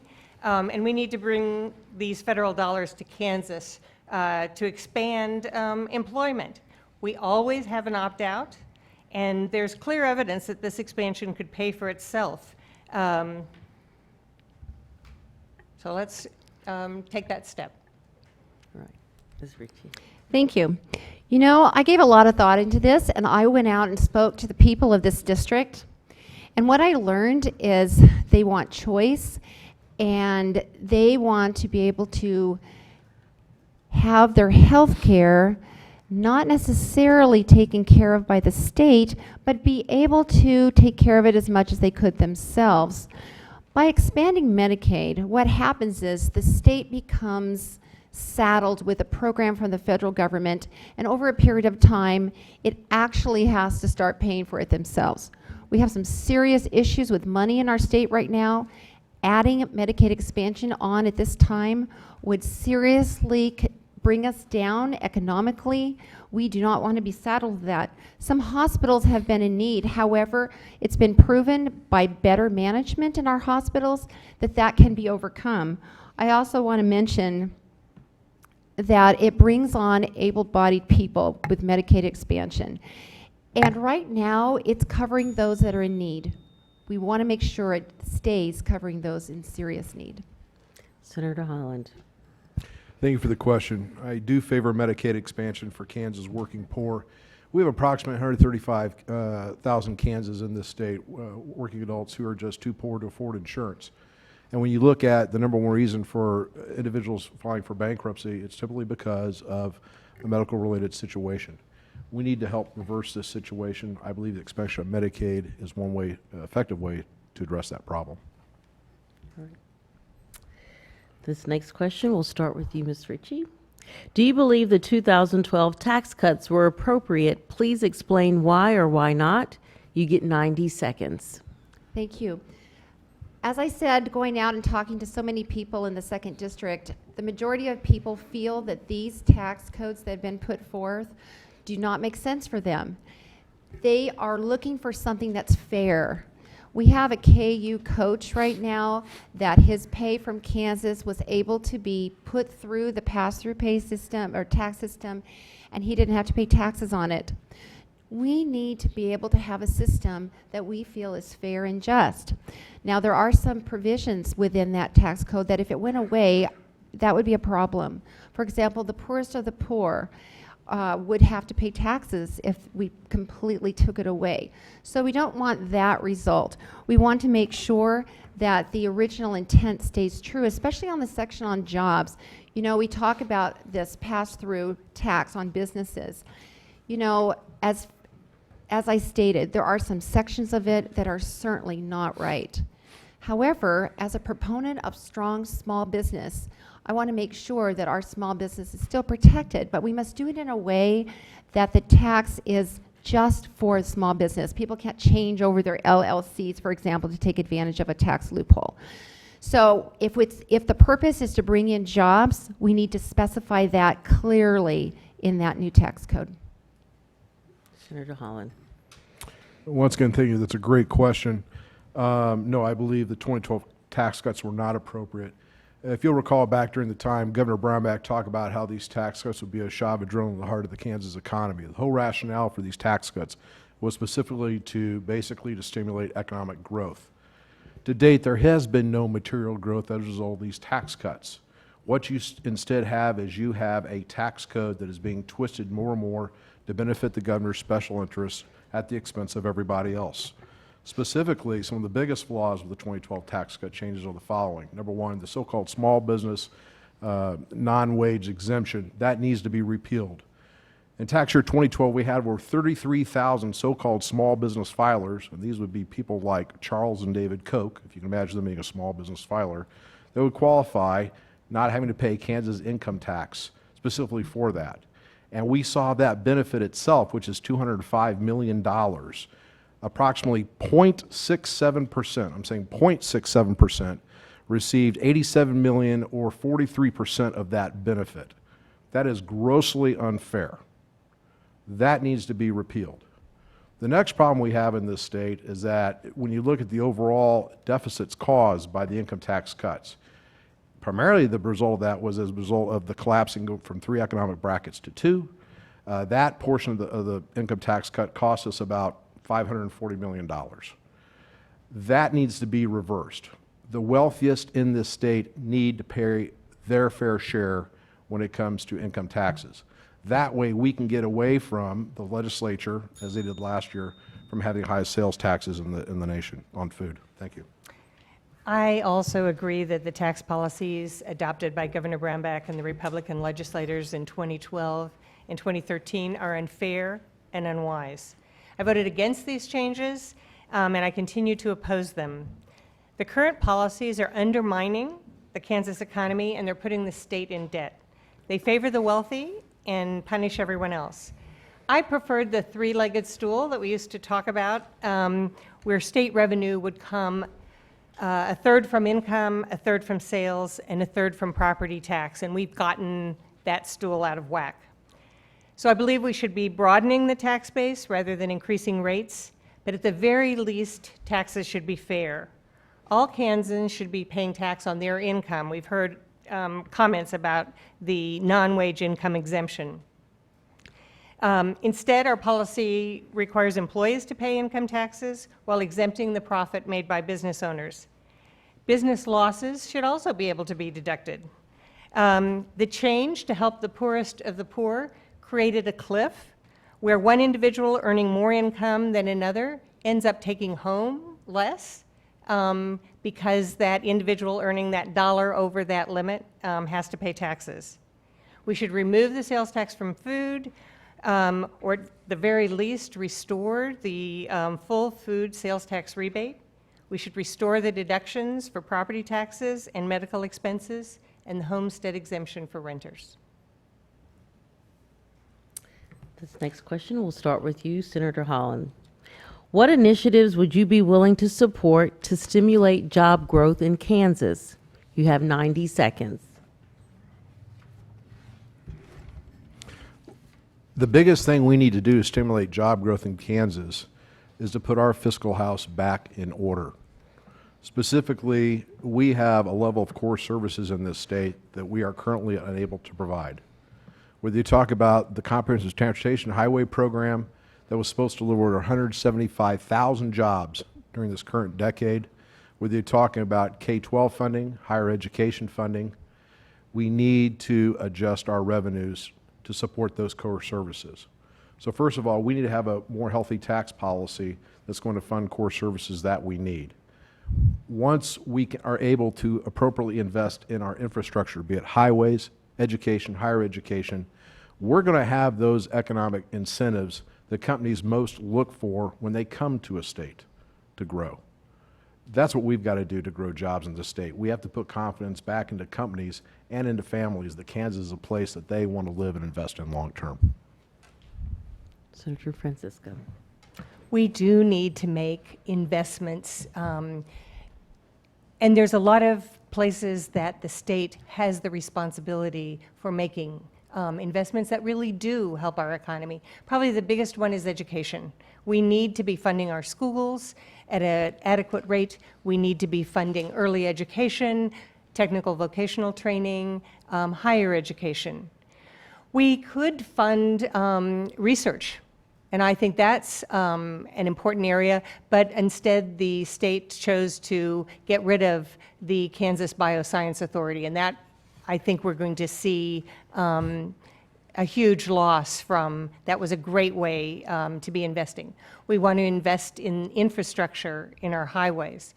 I think we also need to be investing in healthcare, and certainly the expansion of Medicaid would be the kind of investment that would bring more jobs to this state.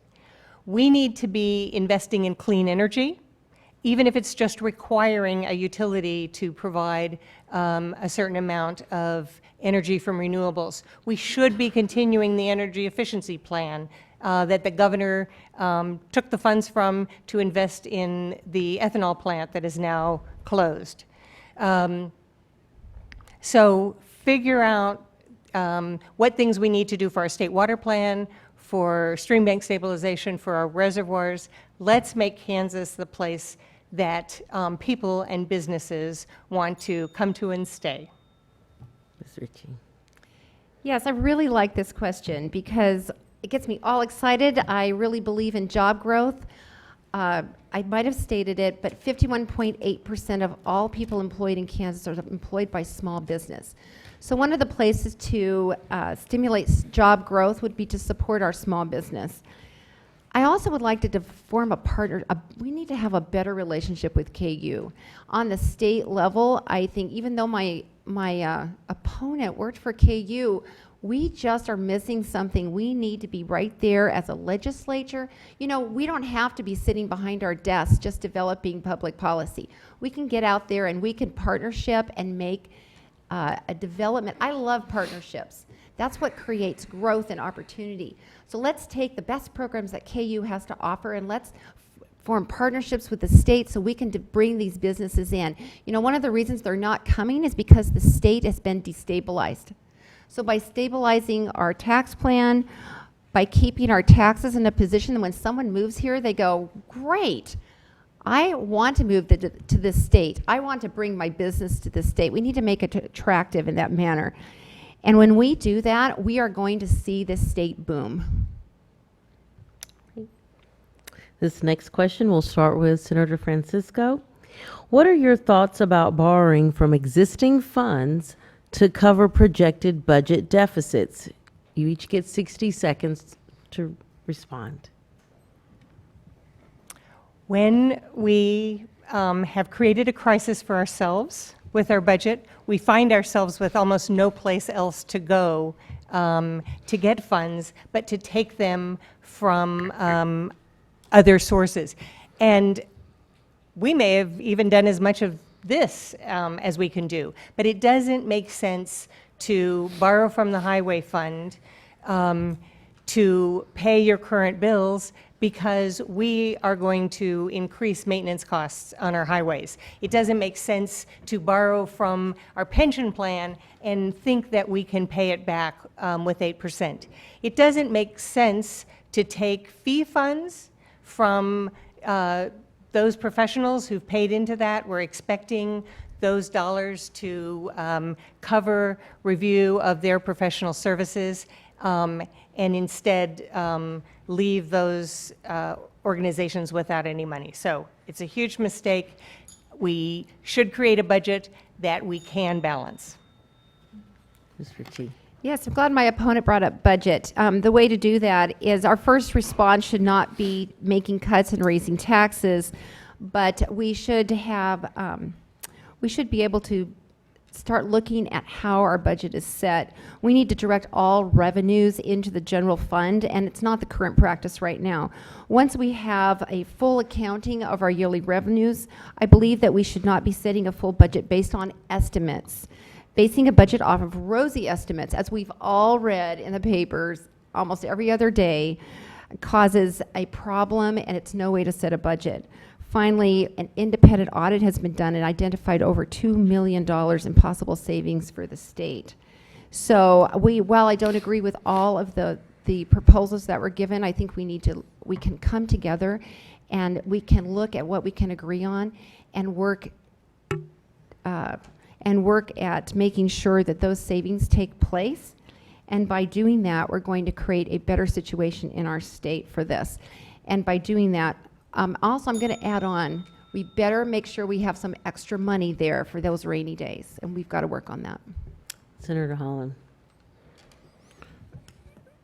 Look, borrowing from existing funds to cover deficits is no way to run a business. And let's be clear about this. Other governors have been forced to do this in the past. But what we're talking about here, in my opinion, is a gross level of mismanagement on both the governor and his allies in the legislature. We look at the amount of dollars we're talking about, and we understand why we're in the predicament we're in.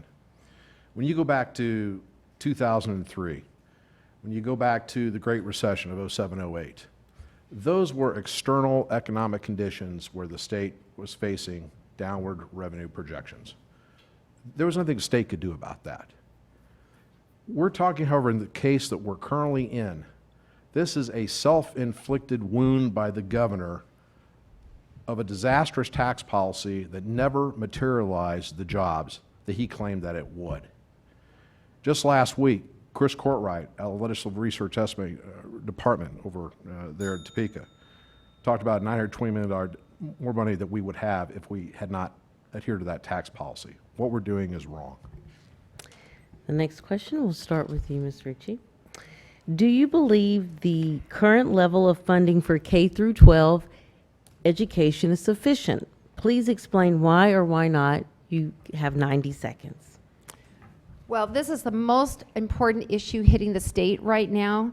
We have to strengthen our local control, and we have got to get that money into the classroom. My background's in teaching. I have 4 kids, and I have 9 grandkids. And I get how important it is. Every parent wants to be able to send their kids to our schools and make sure that they come out with an education that's going to bring them prosperity and the ability to take care of themselves going into the future and their families. So let's make sure, we don't do enough talking to the teachers. I see a lot of talking over the teachers, going to various places to find out answers. We really need to bring the teachers together. So as part of the funding problem next year, I propose that we bring those teachers together in a forum and we really make them part of the discussion. Because I'm tired of teachers having to go to Walmart, and I'll add, I'm tired of parents paying extra fees for free public education. So let's get this funding under control. Let's make sure that they are adequately and equitably funded, and that it gets into the classroom to help our children. Thank you. Senator Holland. Well, that's another great question. And quite honestly, I think anybody, when they're looking at people running for the State House today, you need to look at your legislative candidates, and they need to answer that question with a yes or no. A lot of candidates won't answer that question with a yes or no. They want to dance around the issue. I'll answer it with an emphatic no. We are not sufficiently funding education, K-12 education. Prior to the governor and his legislative allies basically blowing up the current school finance formula and forcing basically this block grant funding scheme, we had a formula. It worked. It was constitutionally adequate. The problem is that the legislature did not have the political will to fund the formula completely because there was no money based on the disastrous tax cuts. We need to have legislators in Topeka that will adhere to the Article 6, Section 6 basic requirement that says that the legislature shall make suitable funding for education in this state. That's our job. Now, the legislature back in 2001 did a study, Augenblick and Myers. We know what it costs to fund education in this state. There's no dancing around that. The question is, do you have a legislature that has the will to pony up the funds? I will be one of those legislators who will be going back to Topeka to be advocating that we reinstitute the old formula. It probably needs to have some changes, maybe needs to be freshened up a bit, but we need to fully fund that formula. The legislature has a constitutional and a moral responsibility to adequately and equitably fund our schools, and we have not lived up to that responsibility. The base state aid per pupil had been reduced, and then the block grant funding froze it at that reduced rate. So for 2 years now, we're no longer tying the money that we're giving to schools to the number of students who have enrolled in that school. So districts like Lawrence, where there's an increase in enrollment, are really getting hurt. Money to the classroom is important, but there's a whole lot of other things that need to be funded as part of education. And we need to make sure we are funding libraries, we're funding staff support, we're funding the transportation to get kids to school. Good teachers struggle when their classrooms are overcrowded. The administration is having more difficulty retaining good teachers when the working conditions are difficult, and the legislature isn't funding teachers' pensions or is eliminating due process. To reach all students, funding should be available for music and art, as well as reading, mathematics, and science. Most importantly, to ensure that all students are prepared to succeed, the legislature must support a social safety net to make sure that students are prepared to go to school. This next question will start with you, Senator Holland. Which committees would you like to serve on and why? You have 60 seconds. The committees I would like to serve on are the committees I currently serve on. In the Senate, we're a motley band of 8 of a total of 40. I think, in fact, because of my small business background, I have been made, and appreciate being made by Leader Hensley, the ranking minority member of both Senate Assessment, Taxation, as well as Commerce committees. Both those committees, I feel, are going to be very vital to moving the state forward. First of all, obviously, with Senate Assessment and Tax, that's going to get to the core heart of these issues going back to the legislative session in 2017. So if I am fortunate in being reelected, obviously I want to help lead that discussion across party lines to how we get the state financially back on track. I also am interested about going back to work for the Commerce Committee. I'm ranking on that. We did a lot of things, we talk about a lot of things in commerce, types of business economic policies. I look forward to reversing some of the things that the Brown administration has done negatively to our state with that as well. I've appreciated the committees that I've been appointed to.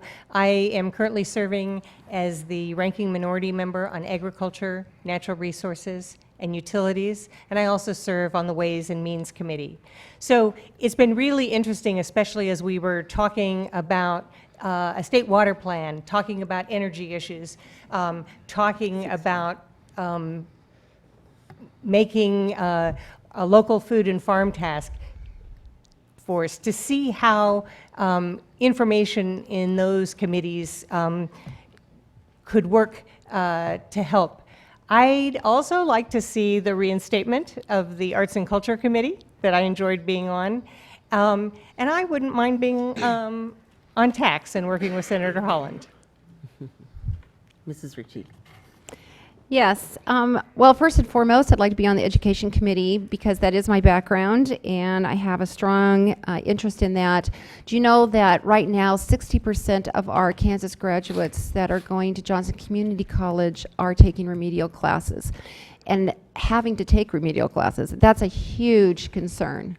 We have got to step up, and that idea that our students are not achieving what they need to achieve really needs to be addressed, and I really feel that being on the Education Committee would be helpful in that.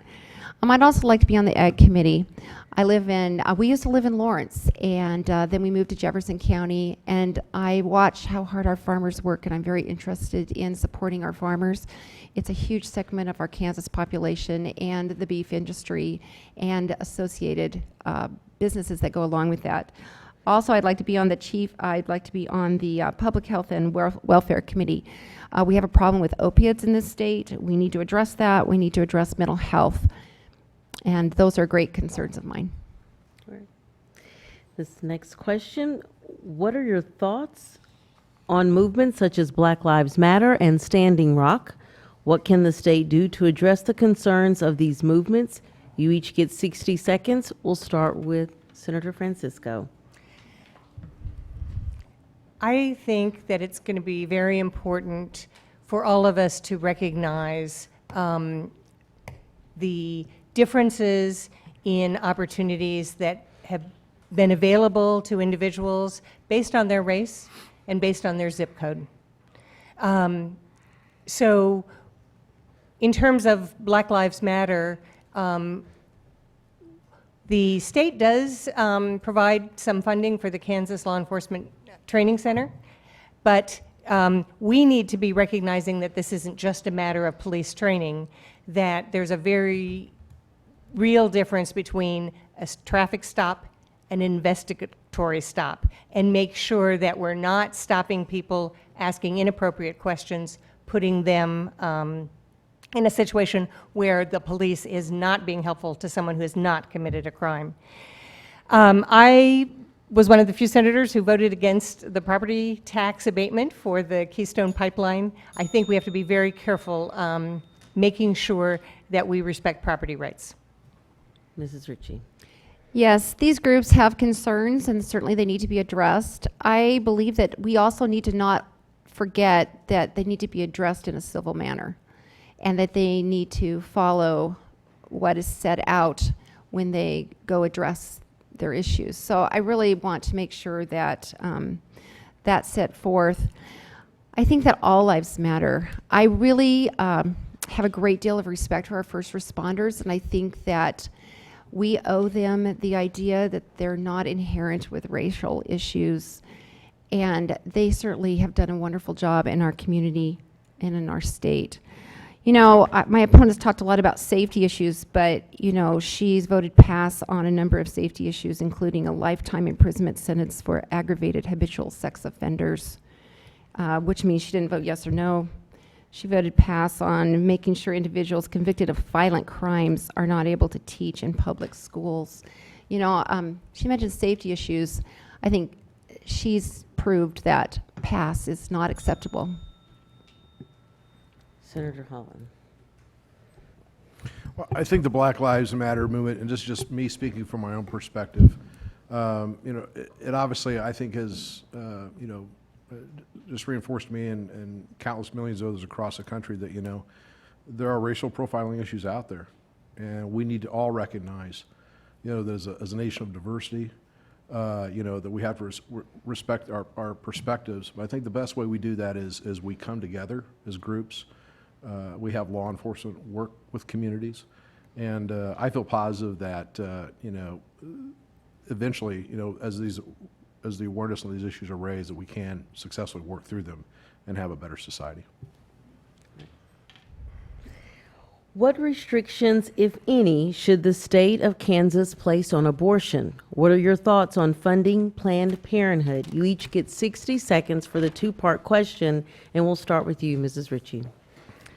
Yes, you know, we used to live in California, and I had a friend that was an attorney, and he handled a case where Planned Parenthood did not notify authorities when a child underage was raped by someone in the age of older than the age of consent. And so I have a problem with funding programs that don't respect young girls and their rights. My husband's adopted. Our family believes that we should have that opportunity to have children and have them adopted by good families. And so because of that, I stand on the side of respect for those. I have 4 children and 9 grandkids, as I said before. And there may be situations, I'm a daughter of a doctor, there may be situations where we want to have doctors available for medical emergencies with abortions. But outside of that, I'd like to provide homes for abortion, for babies through adoption. Senator Holland. I guess my general feeling is when it comes to abortion and reproductive health care services, those decisions, in my mind, appropriately need to be left to the woman and her health care provider. I don't think the state in general should be really encroaching on that. Regarding your question regarding Planned Parenthood, I think they in fact do provide some very needed health care services, particularly for poor women in our communities throughout this country. And so that is work that I would, be in favor of. Abortion is legal, and that's a decision that's made by the United States Supreme Court. So the opportunity that we have in the state is really to make sure that, like all healthcare services, those healthcare services are delivered appropriately. I don't think Kansas should be restricting the availability of insurance, especially in the cases of incest or rape, and we've done that. I think we should concentrate on making sure that our requirement for information addresses accurate information, and that we haven't done. So I agree that Planned Parenthood has been important in providing health care and reproductive services to men and women in Kansas, and they should be allowed to provide those services that meet, especially that meet the Medicaid guidelines with federal support. This next question, we'll start with you, Senator Holland. What is your definition of home rule? You get 60 seconds. I'm not an attorney, no.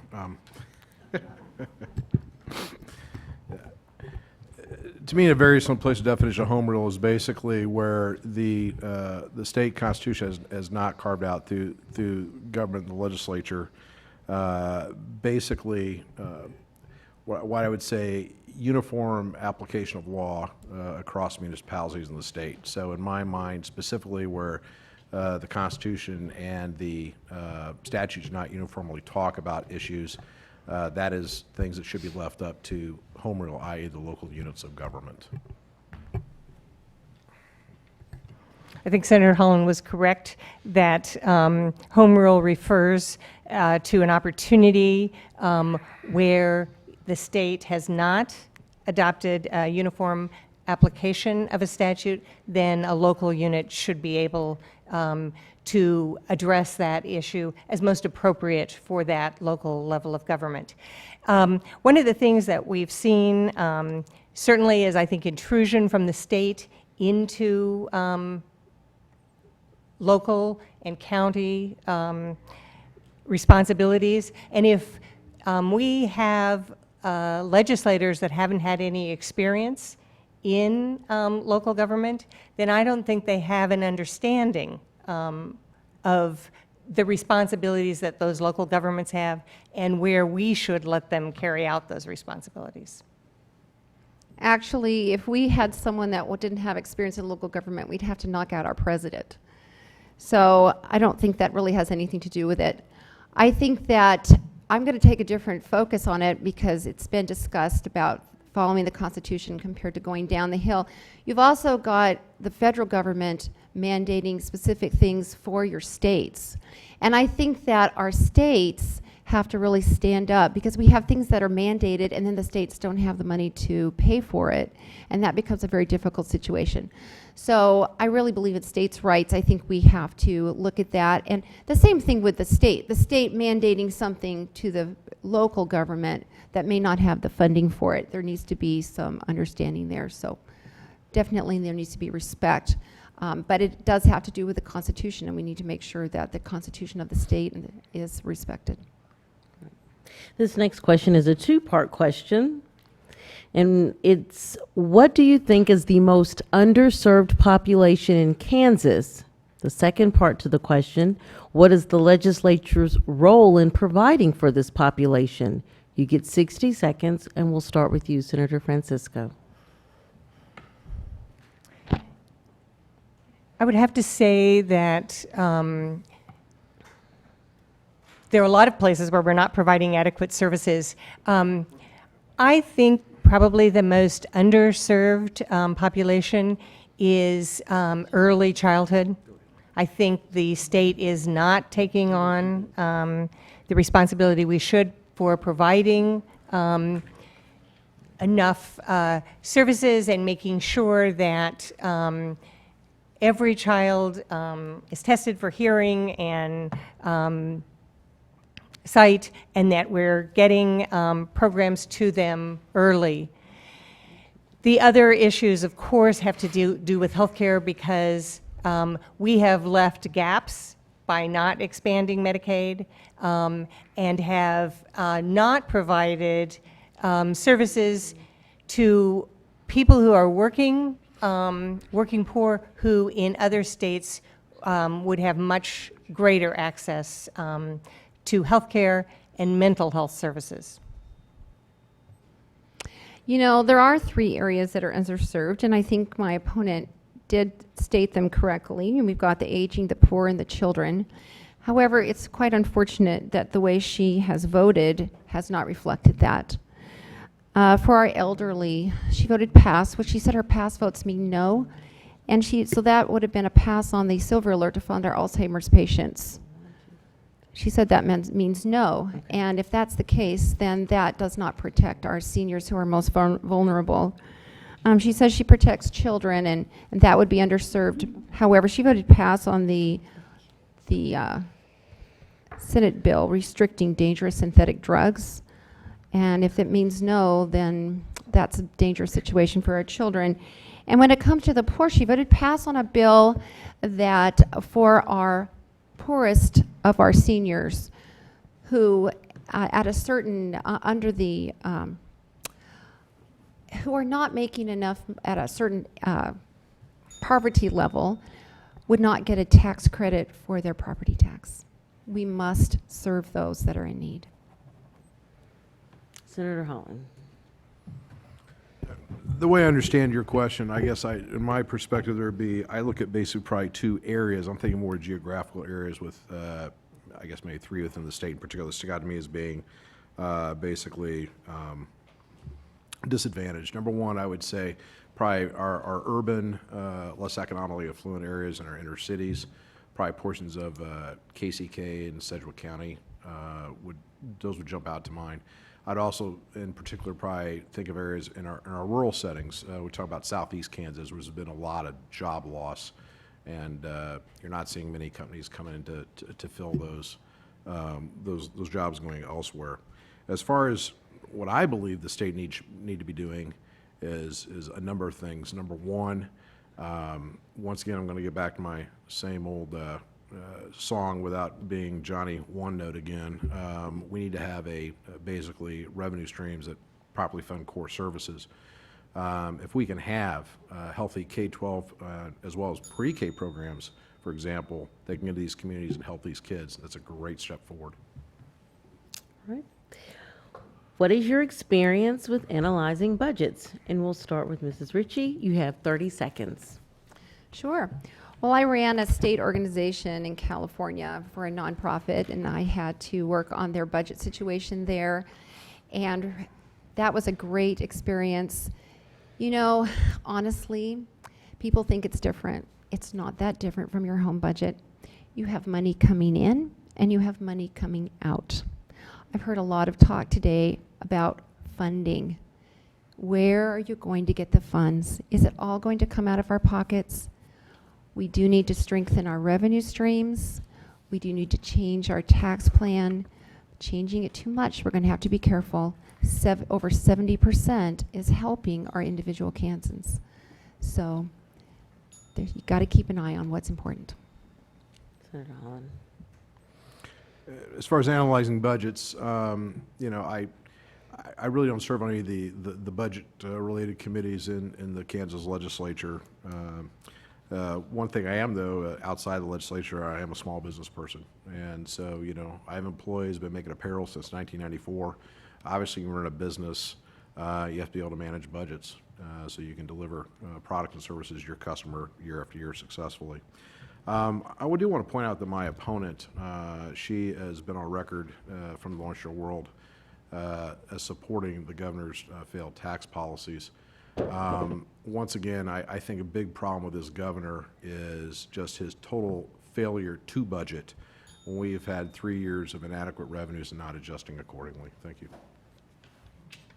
I've had quite a bit of experience with budgets, certainly my home budget and the budget for our business. But I've also had experience working with the city budget, and I have been serving on the Ways and Means Committee in the Senate. So I serve on subcommittees for the budget, have made a number of proposals that have been adopted. And I have a bit of a reputation for reading the bills, one of the reasons that I probably pass, because I know a lot about what's in them. But when we talk about property tax for our seniors, I was the one that looked at the problems of eliminating the homestead exemption Right. for renters. Now we'll go to some questions that came from the audience. So we'll start. This first one, what would be a good reason to pass on a resolution or a bill? You get 60 seconds, and we'll start with you, Senator Holland. No, that's a great question. You know, when you're not serving the legislature, you would think, oh, it's a real cut and dried issue as far as it's either yes or no on a bill. What you will find, particularly the way certain bills have been packaged under this administration, is there, when you look at a bill, you have to look at it in its totality. There will probably be some very good things about that bill that you will like. There will probably be some other good things about that bill that you, in fact, may not like, or you may despise. And so, you know, when you are facing this legislation and you're having to vote on it, okay, you're putting that name on that. And your constituents are going to come to you afterwards, particularly if it's a controversial bill. They're going to say, why did you vote the way you did? And so, you know, there are reasons, I believe, and I have done it in the past, of where I voted pass on a bill, because there were certain things about the bill I liked, and there were other things about the bill that I just could not stomach. And so there are reasons for doing that. I think a good example of a bill that it made sense to pass on was the last bill, or one of the last bills that we worked on this past session, where the courts had asked us to address the issue of equity in funding. And the bill that was proposed had some preamble that didn't make sense and talked about how the legislature had found school funding to be adequate, which we had not. And the proposal that they ended up with seemed unconstitutional. In fact, the courts later said that it was unconstitutional. So here you are in a place where you've been asked to address a bill. You very much feel that it's unconstitutional. If you pass, and if enough other legislators pass, then we would continue working on that issue rather than sending it on. I think it could have saved us the special session if we had just sat and worked on that. Well, this has been an interesting thing to listen to this. When you're elected a senator, you're elected to make the hard decisions. And yes, there's going to be bills that have things in them, but you have to already have come to the Senate with a priority level set in place for all your interest, all the things that you want to accomplish, that you believe in. So when a bill comes before you, you have a responsibility to vote yes or no on a bill. That education bill that Senator Francisco was talking about, the bill at the last end of the Senate session, she voted pass on it. Her own party voted no and was so upset with her that Senator Hensley said, I'm done with you. Look, you got to vote yes or no on bills. You know, When you vote pass, you're avoiding accountability. And that is a senator's job, to be accountable to the people in your district and stand for them and stand up for good public policy. All right, with the next question. What is your position on tenure and due process for teachers in public schools, as well as JOCO and university instructors? You get 60 seconds. We'll start with you, Senator Francisco. Thank you. This is an issue that did come up on the floor of the Senate. One of those issues where the proposal was introduced in an amendment, and no one had an opportunity for much of a hearing, but a proposal that does not make sense. We have put teachers in a very difficult position. A lot of times, if there are parents who are concerned about some action that they've taken, those teachers should have a right to due process. And we had a great system that was working, and we did away with that. So anyway, I was glad to vote no on that. I think there was a little misunderstanding about my pass on education because I was not the only member of my party who voted pass. Mrs. Ritchie. I would really like to see teachers get together on this one. And, you know, teachers feel that they're left out of this. So this is an important piece that needs to have teachers comment on. I would like to hear more from teachers on that this particular situation that you're referring to. I think that our teachers feel underrepresented. I think they feel that they have to deal with very difficult classroom situations, and they have a difficult time as a whole. They're worried about their capers. They're worried about how they're going to feed their families. This just added and stirred the pot to their concerns. So I would like to hear more from the teachers on this situation. Senator Holland. Well, from one who's listened to teachers across my entire legislative career, I can tell you they're certainly not keen about somebody going after their tenure and due process rights. I mean, let's be real clear about that. And the Brownback administration's allies have made no bones about trying to strip those rights away from teachers. I think that's a constitutional issue, quite honestly, that they could be challenged on, because I view tenure as a property right. And when the legislature made changes, I believe it was a year prior to this, they're taking away property rights of teachers, and that's just flat out wrong. I do want to point out, since we're talking about education, my opponent was also recorded by the Lawrence Journal-World saying that she supports vouchers for private schools. I think that's just another indication where she would stand on this issue when we talk about teachers' tenure and due process rights. Here's another question. It has been found that most city and county governments close meetings at times without revealing anything significant about the subjects they are going to discuss. An amendment to the Kansas Open Meetings Act has been proposed to force city and county governments to state the specific subjects they are going to discuss when closing meetings. If elected, would you support this amendment? You get 60 seconds. And we'll start with, I believe you, Mrs. Ritchie. Okay. Sure, I know my opponent's been part of making this happen, and I firmly believe that we do need good legislation that people can agree on. You start in the middle with both sides of the aisle. You find something that you have in common, and you work across that. I want to expand this idea of openness in government. We have got to create more transparency in our state government. When I first was researching, I went up and spoke to the legislative section and talked to them about why they don't have recordings so far. I know they're going to start doing some recordings of committee hearings, of what happens on the Senate floor. We deserve better. It should be streaming live on, we should be able to get it on our local television stations. People need to be informed, and mostly it holds our local officials accountable. And I think that's important. I've heard and seen way too many things that I think if they knew they were being filmed, they would have reacted and said things a little differently. And this is important. So besides open meetings, transparency in government.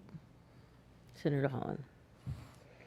Once again, another great question. When we talk about specifically this reference to legislation, in my mind, a governing entity should never go into executive session where they're shielding their talk with the public unless it is for a specific documented reason. Obviously, when you're talking specific personnel matters, that might be one reason why you would do that. But in my mind, you know, a legislative body should never be going to an executive session without a specific stated documented purpose.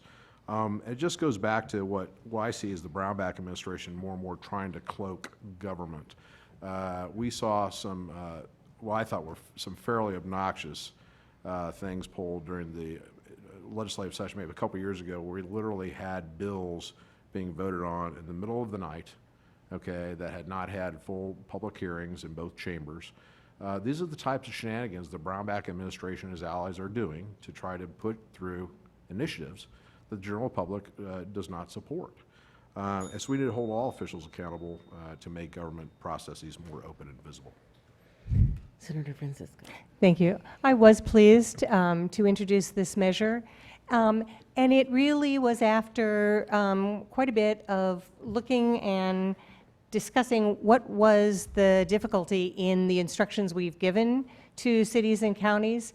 And I think we had some very confusing language over what is a subject and what is the reason for closing a meeting, and came up with a really good proposal that went through the committee, but the chair of the committee declined to bring it up. So I too think that we need to be working on issues of transparency. I'd like to see meetings covered. One of the difficulties, and I think the reason that it hasn't been adopted, is just the budget. So we have problems when we have a lack of revenue. I have an opponent who's been supported by the Kansas Chamber of Commerce and has really now been involved with a group that's keeping revenue away from the state. All right, the next question. Recently, the Lawrence School District received over $1 million in funding through the adequacy ruling. Also, they spent $5.1 million on iPads and released 15 full-time teaching positions. If elected, what would you do to ensure funding for schools is at a proper level, but that it is also spent wisely at the local level? 60 seconds. We'll start with you, Senator Holland. I have my hands full at the state level trying to adequately fund education from the state level. And so my job is to, in my mind, fully fund an appropriate school finance formula. I would agree as a parent of having kids attend Lawrence Public Schools, at times I was wondering what was going on with the budget. I would just ask that if you have local concerns about how those budgets are being managed, you need to engage at the local level. You need to contact your school board members. You need to ask them what is going on, have them show you numbers.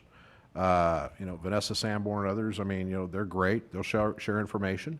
But if you have questions and you're challenging what's going on, then I strongly encourage you to run for the local school board. But that's what local control is about. You know, we can't have it both ways. When you talk about federal government, you know, descending down on the states, it's the same deal. Are you also saying, well, you want the state to come down heavy-handed and screw up what's going on locally, you know, when the local school board can control it? I don't think so. You need to be consistent. Get involved in local school boards. Thank you. I'm going to agree that this issue of how money is spent is a local issue, and it's the responsibility of our local school boards. And people have an opportunity to attend those budget hearings and look to see what's happening. So the state can get involved in an overarching proposal for school finance and make sure that it's understood. You know, there are some people who are saying we shouldn't restrict and put money into silos, and yet that is the very thing that would help prevent some expenditures on things that some people are concerned about. So the equitable ruling, or the ruling on equity, gave money not to the school, but as a reduction of property tax.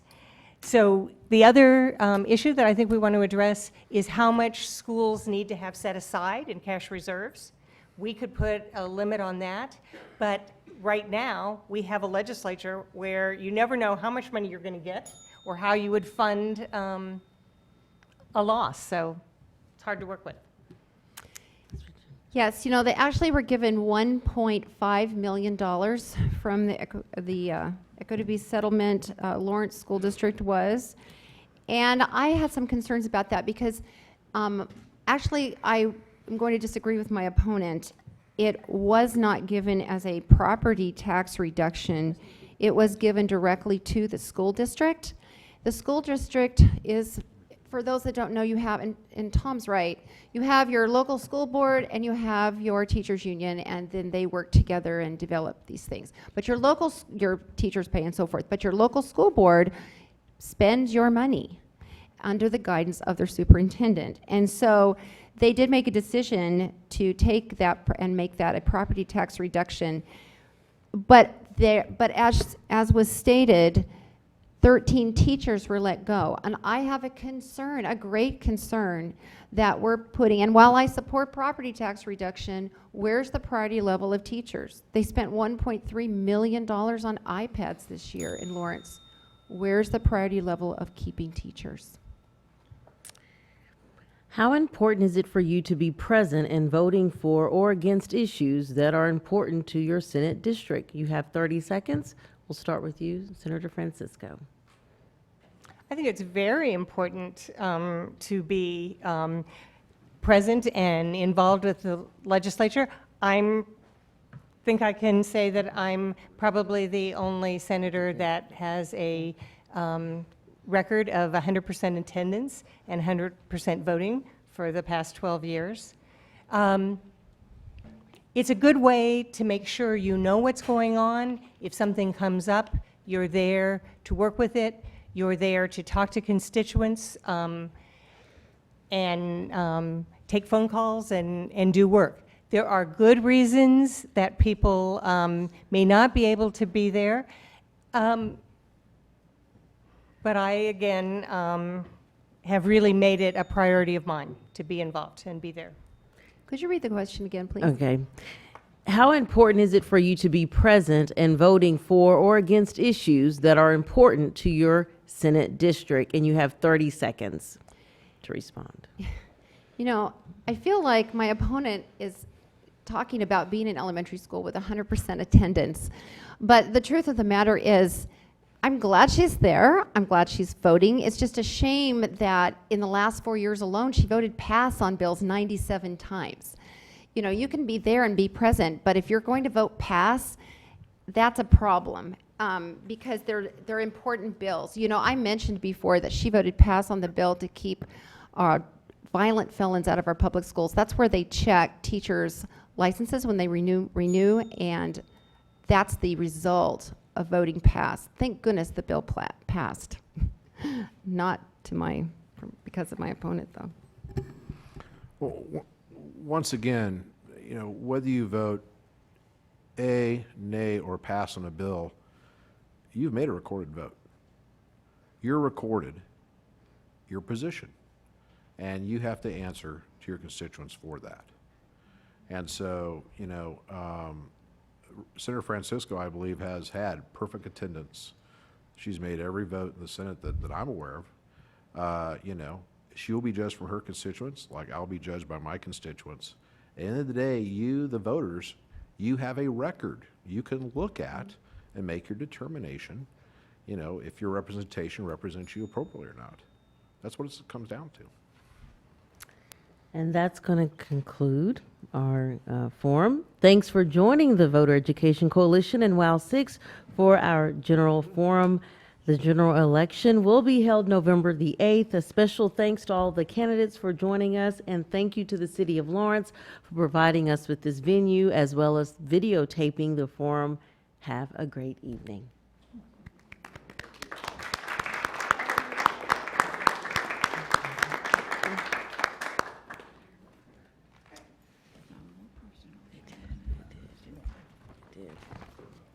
did.